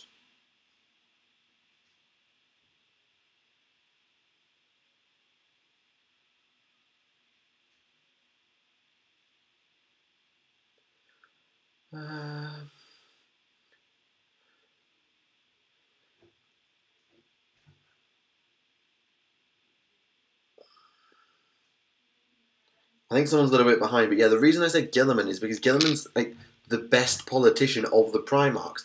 If you need someone to actually run the Imperium, which, spoiler alert, with the death of the Emperor you would, you need someone who's not just like a war master like Horus, or a warrior like Russ and Lion. You need an all-rounder. You need someone like that to run the show. It's not a case of being boring, it's a case of necessity. If you could have chosen who the Eldari brought back to the Imperium, which Primarch would you have chosen? Honestly, I think the Inari made the right choice. For the sake of for giving the Imperium a chance, I think they did make the right choice. Because Gilliman gives the best chance of consolidating the Imperium's strength, whilst also having enough common sense on him not to just go, oh, Eldar, attack. So I think they did make the right call. Although I can see the advantages to bringing back the Lion as well. But I think they needed a bit more of a bolder public face than the Lion would be able to give them. So yeah, I think they made the right call. Grey Knights v Custodes. Custodes every time. Well, almost every time.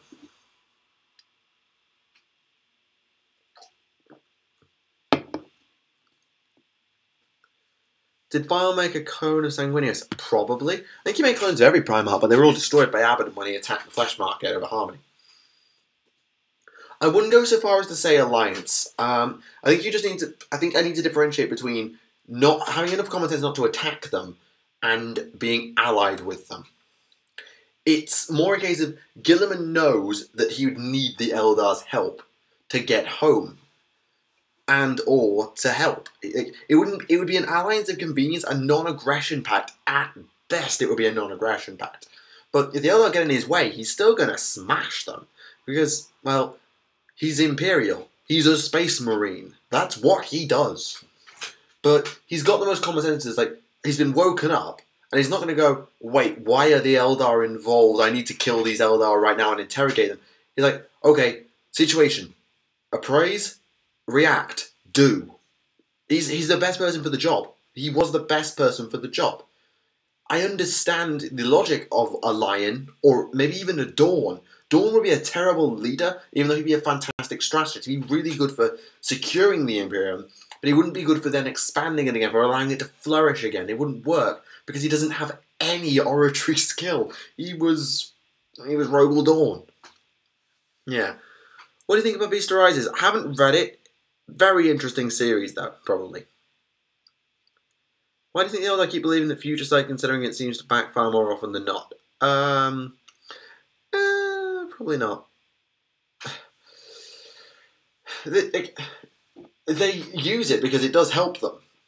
But the strands of fate are so complex that getting it right is probably very difficult.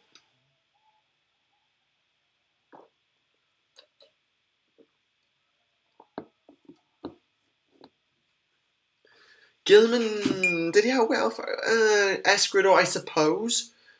I suppose they did outwit them. He sort of did something like complete. He didn't follow the rule book. That's a good way of putting it. He didn't follow the rule book. Or are we talking about Dawn here? Because I don't think Dawn outwitted Alfarius. Dawn was about to die to Alfarius, and then it was deflected or something by Arcamus, and then Dawn basically performed a fatality on Alfarius. Yeah, you're talking about Dawn. Yeah. The man who was about to die was saved from death and then performed a bloody fatality out of nowhere. As you remember more about coming back, would you be alright with a buffed Sanguinor in both Crunch and Vol, something akin to the Archeo incident, but then without the Chaos influence? What's the Archeo incident? Name rings a bell, but I can't put my finger on what that is. Sorry. And I need to fix the red again. Balls. As far as we know, Dawn didn't kill Alvarez. As far as we know, he did. Because Omegon felt it. I thought it was pretty much confirmed in like Praetorian of Dawn or Praetorian of Terror that Dawn probably killed Alfarius because Omegon felt it.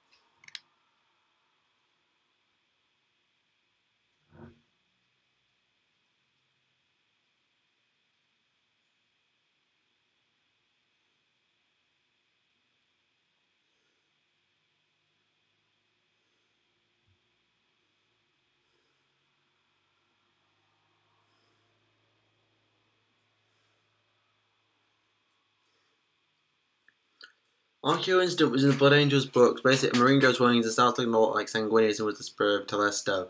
Because yeah. And that starts the train of events that leads to Bile coming to Baal. Yeah. I know the one. Right. I'm not sure whether that. What was the original question?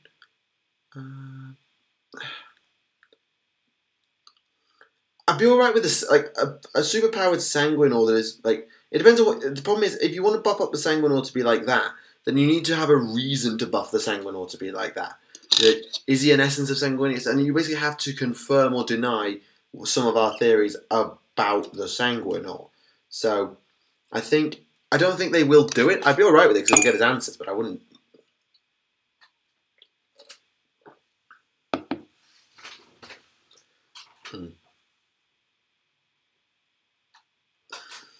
We'll never truly know. Yeah, we will never truly know. But it's heavily implied.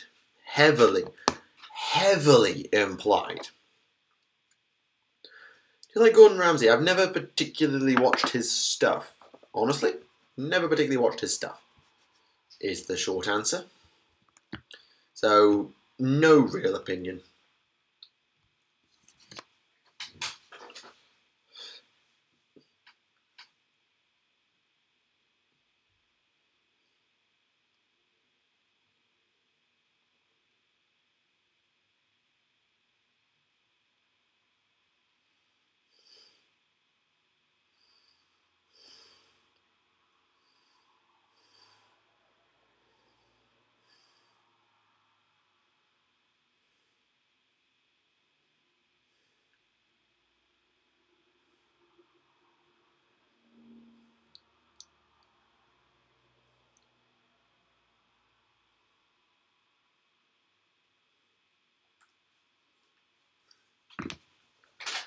Is the chat?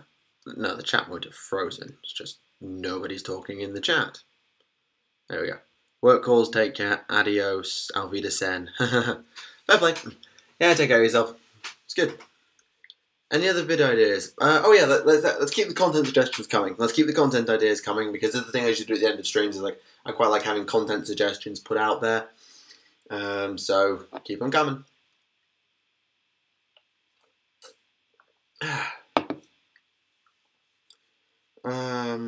Are we on to the dry brush? Yeah, I think we're on to the dry brush. Good. Good.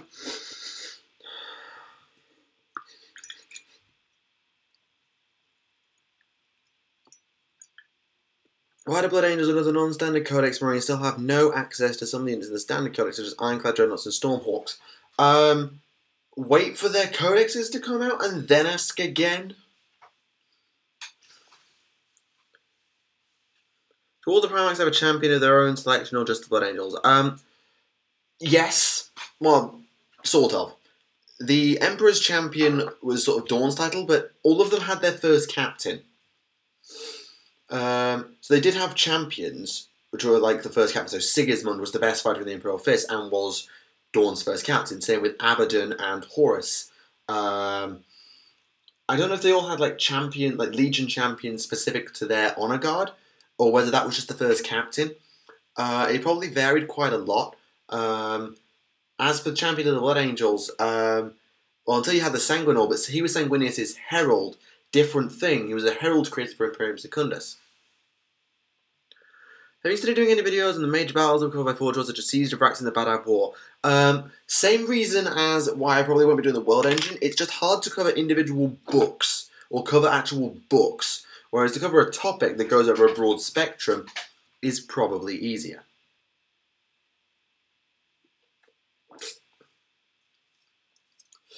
And I did cover the Badab War in very, very brief when I did whatchamacallit, the Red Corsairs. Uh-oh. My email's gonna bing at me. It's gonna bing at me. Damn it.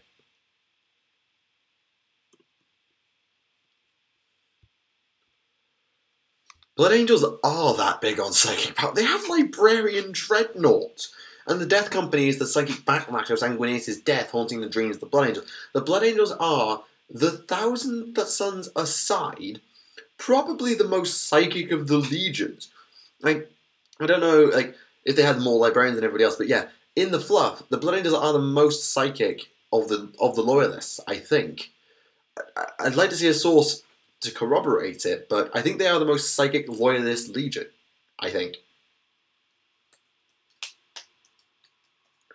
Just be 1 second. I just need to get a piece of kitchen roll or something to wipe my brush on while I do this dry brush.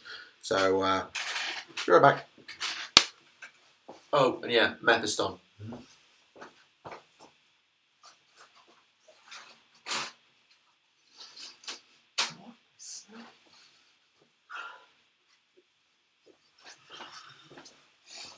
There's something. I think someone's eating or cooking something, and it smells. I can't put my finger on it. I think it's Spanish food, which makes sense. There's a couple of Spaniards on the corridor. Looks like we're not getting any ideas, Ben, because you know what chat's like. You get 1 round. Most people are still here, to be fair. Alright, so the drive rush for the armor, and then we're almost done. With Vanguard Hunter number 7. C'est ça? Oui, c'est ça. Alors,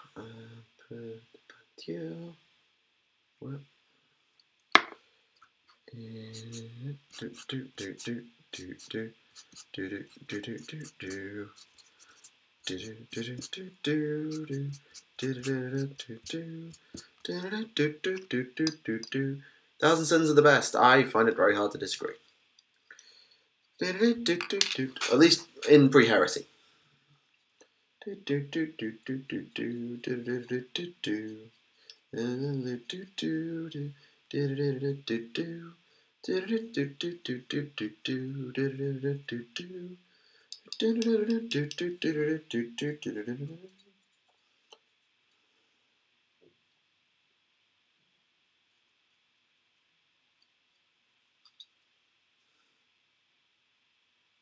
Make them talk.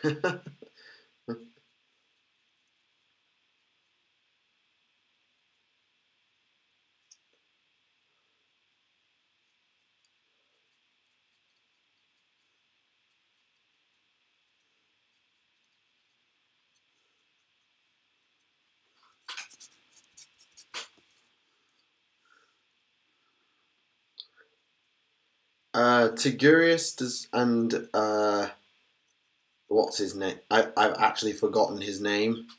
Dark Angel Chief Ezekiel.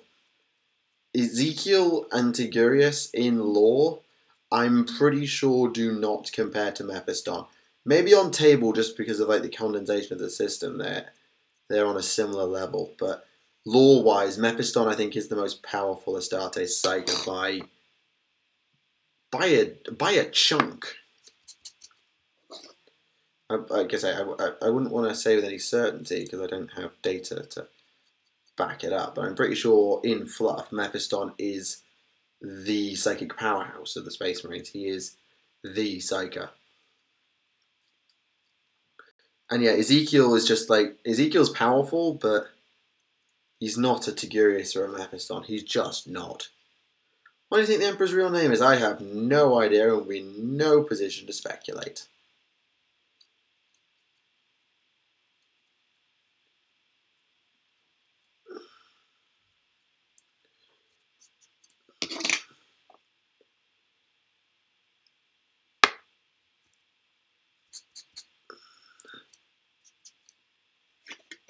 Because he could probably just stack up in the lore. I haven't seen enough lore on Ezekiel. Like, I've never seen him actually do anything. I think that's his problem, is I've never seen him do anything psychically. Probably because I don't read Dark Angel stuff and I don't care about them. Will Gilman reinstate the legions? No. He had his chance and he didn't. To accurately see the future and the fact that he casually rips off all war bosses apart with little effort. Yeah, but Calistarius, who became Mephiston, succumbed to the Black Rage, killed a Hive Tyrant alone, died, basically came back from the dead, cured of the Black Rage and able to suppress it, which is just ludicrous on toast. Because you just don't come back from that. I'm not an expert on Calistarius and Mephiston, but I believe that's how it loosely went.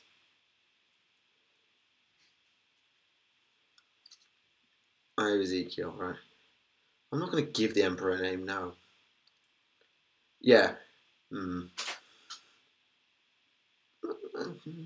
Loyalists use sound weapons like the Emperor's Children, or are they the Noise Marines?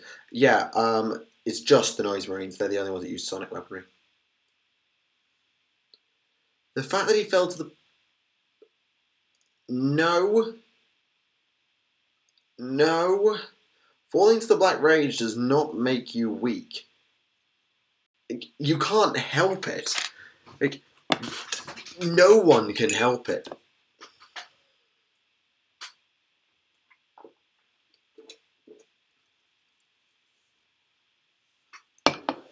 Dante became aspects of Sanguinius. No. Don't think so. Don't bleep talk my boy Mephiston. Quite. Don't bleep talk Mephiston.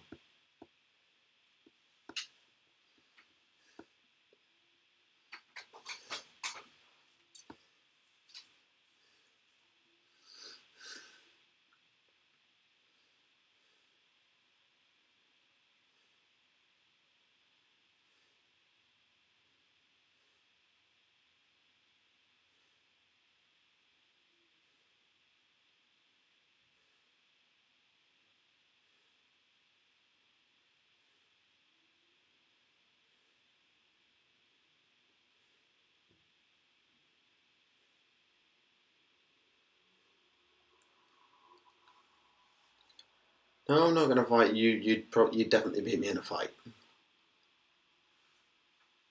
And don't go throwing metal models around.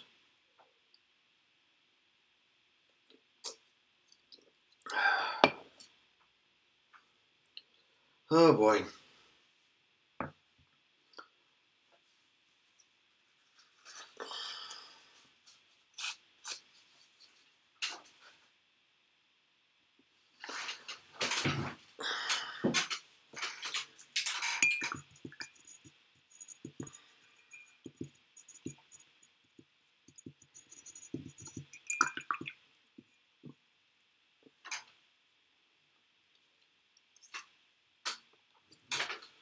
Right, just do the washes and then I can highlight off stream. Your Titan's arm fell off. Ha! Oh dear. Oh dear. Is Commissar Yarrick alive through the power of Orc psychic power? We don't quite know how he's alive. It's supposedly his own will keeping him alive, which is why he was like too stubborn to die after like being headbutted by Gazgul or whatever. His iron will kept him alive. As to how he's still alive now, I'm going with regenerative stimulants.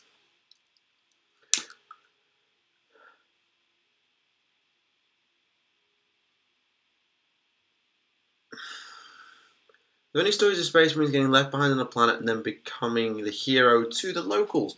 None that I'm aware of, but willing to be corrected. Need a 40k poster on your wall.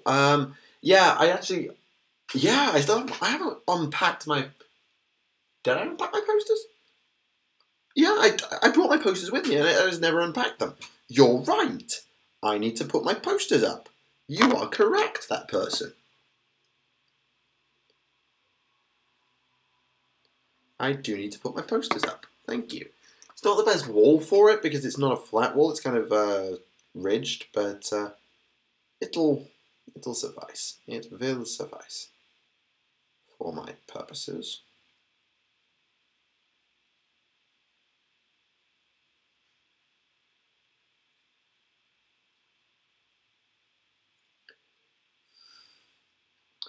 I'm not going to do it now because then I'll be climbing on my bed and putting them up.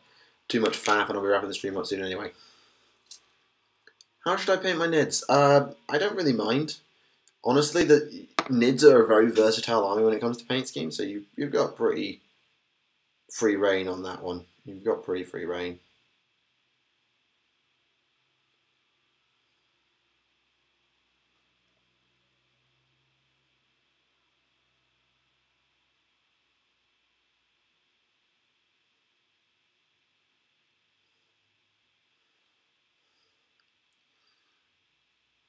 Live on box.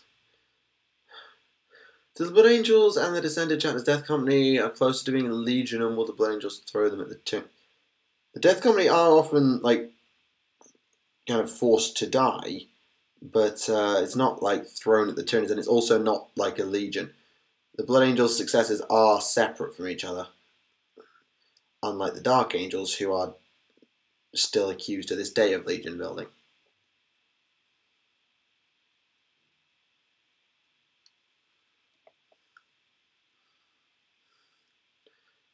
Into red with dark blue carapace with a light blue highlight. Oh, that sounds interesting. That sounds like Highblade Behemoth, actually. That sounds awfully like Highblade Behemoth.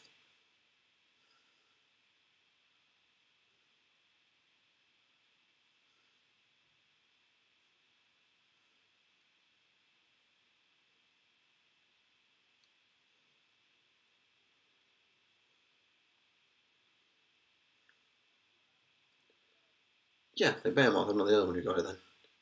Death Company, the killed after battle by Astaroth, go into the Tower of the Lost. I think they go into the Tower of the Lost if they're too far gone. Check my Blood Angels lore video. I covered the Tower of the Lost. I covered the Death Company at the end of my Blood Angels Legions video.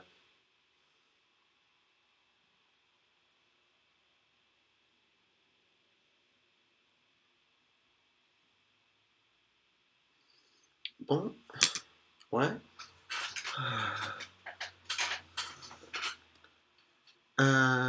Other than the Fallen, what's the biggest secret in the Legions or chapters right now? Who is the most to lose from it being exposed? I don't know quite how. Like, if in the pre-Wrath of Magnus days, I'd have probably said the Wolfen and the existence of the Wolfen, but they seem to have just gotten away with that one of the Space Wolves to an extent. So maybe not. I don't know. Because the floor is probably well known about by now. Oh, yeah, the floor has to be well known about by now. The Wolfen are public knowledge, well, Astartes level public knowledge anyway.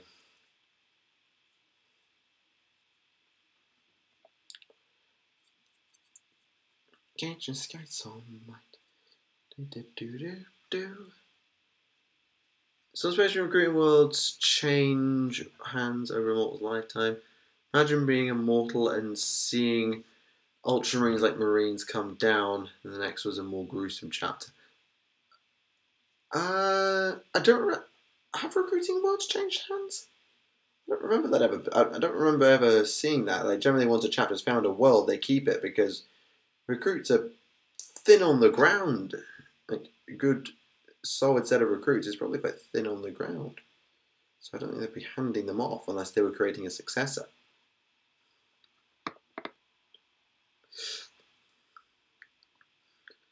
White and nerds and green carapace. Oh, dearie dear. You see that it's not funny, but it's kind of a weird sort of funny. So that's a humor I don't have a problem with.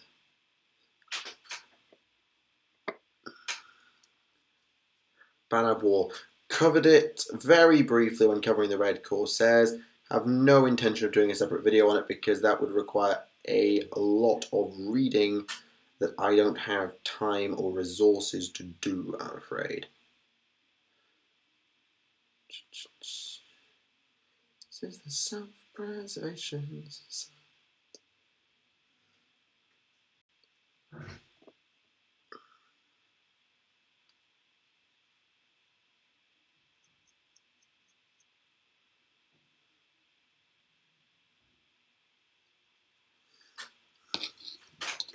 Chapters die off, their domains may be given to new and upcoming chapters. That's true. Does the Wolf in the Space Wolves version of the Flesh change? Yeah, probably. Yeah, probably. Will the new Space Wolf chapters created the Primaris only or have Old Marines as well? I don't think they can have Old Marines. They have to be Primaris only because creating a Space Wolf successor chapter anywhere other than Fenris doesn't work, as the Wolf Brothers proved. Which is why the Space Wolves had no successors. Also, Epperson fought off the Black Rage a second time. Did he? Oh, cool.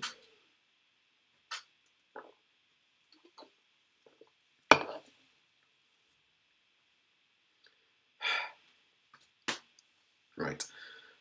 Another wash. Have I already washed them? Yeah, there's a red tint to that. They've been washed.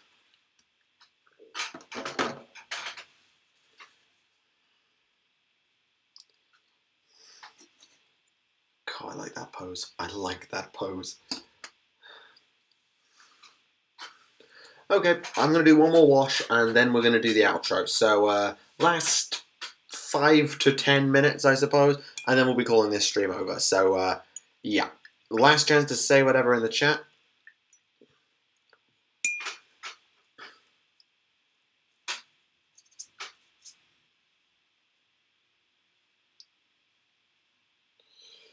Right. You go back over there, get me Caribou Crimson. We've maintained a steady 30 chat. I know these streams are not like the highest performing things, but I enjoy doing them and they're good for interaction, and hopefully they're a little bit better now for people to watch because people can just read the chat even while I'm painting. Because I've kept up with the chat. Alexis Pollock's video. Covered him in the Imperial Fist Legions video, and that was a very nice brief summary of him. If I cover the Crimson Fist, I'll cover his backstory a little bit again, but rather like Nassit Amit with the Flesh Tearers, I'll sort of cover it in brief, but its main place will be, if you want to know about Alexis Pollock's, go and watch my Imperial Fists video.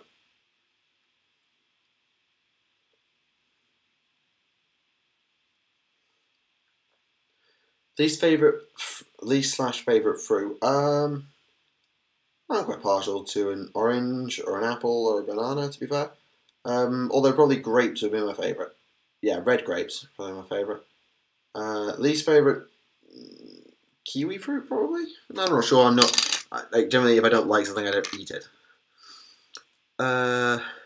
What if when the warp crack impacts the Golden Throne's influence in the warp zone, all members of the chapter suffering Gene Floor fall to it? Well, no, I don't think that's quite how it works. I don't quite think that's how it would work. Because the Golden Throne isn't what's keeping like the gene flaws in check. Not at all. At least if it is, then it's never been stated. Get your skates on, mate. Get your skates on, mate.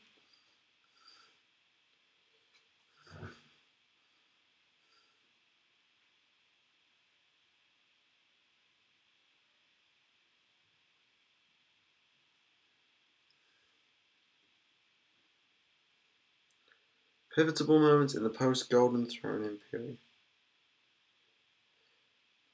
That was sort of like almost doing a timeline, a whistle-stop tour of everything that went wrong since the Emperor went on the Golden Throne.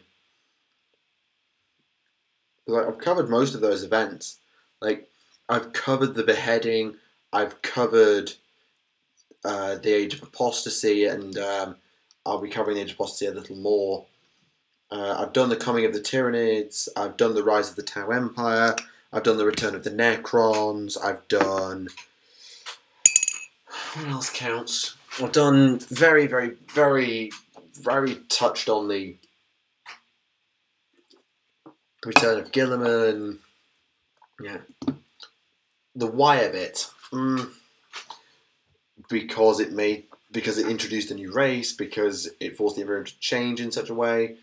Yeah. No, that's weird. How does one become an... okay. That's talking to Ben. Least favourite Legion and most favourite Legion / chapter. Least favourite Legion is the Emperor's Children. And my favourite is the Thousand Sons. By every stretch. Like, it's pretty much my favourite Primarchs generally line up my favourite Legions quite well. Although I think I kind of like the Word Bearers a little more than I like the Dark Angels, even though I like Johnson more than I like Lorgar. Yeah. I don't quite know if they match up exactly, but they're pretty similar of, like, favourite Legion. Generally matches up with favourite Primarch. I've done a top 10, I've done a top 5 favourite and top 5 least favourite Primarchs. You can go and look at that, and that's a decent reference.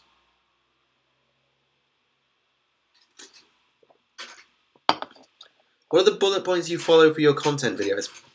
How do you mean, what are the bullet points?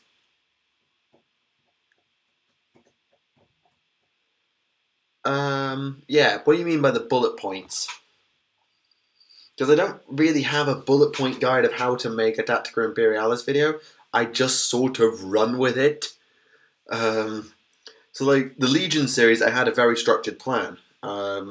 Whereas with normal lore videos, I look like, okay, I need to do an intro and outro. I need to sort of properly introduce the faction, where it comes from, what it does. I like to do a famous members showcase, but yeah. Don't like the 40k Emperor's Children and the 30k. I don't like either of them. The Loyalist Emperor's Children are not bad.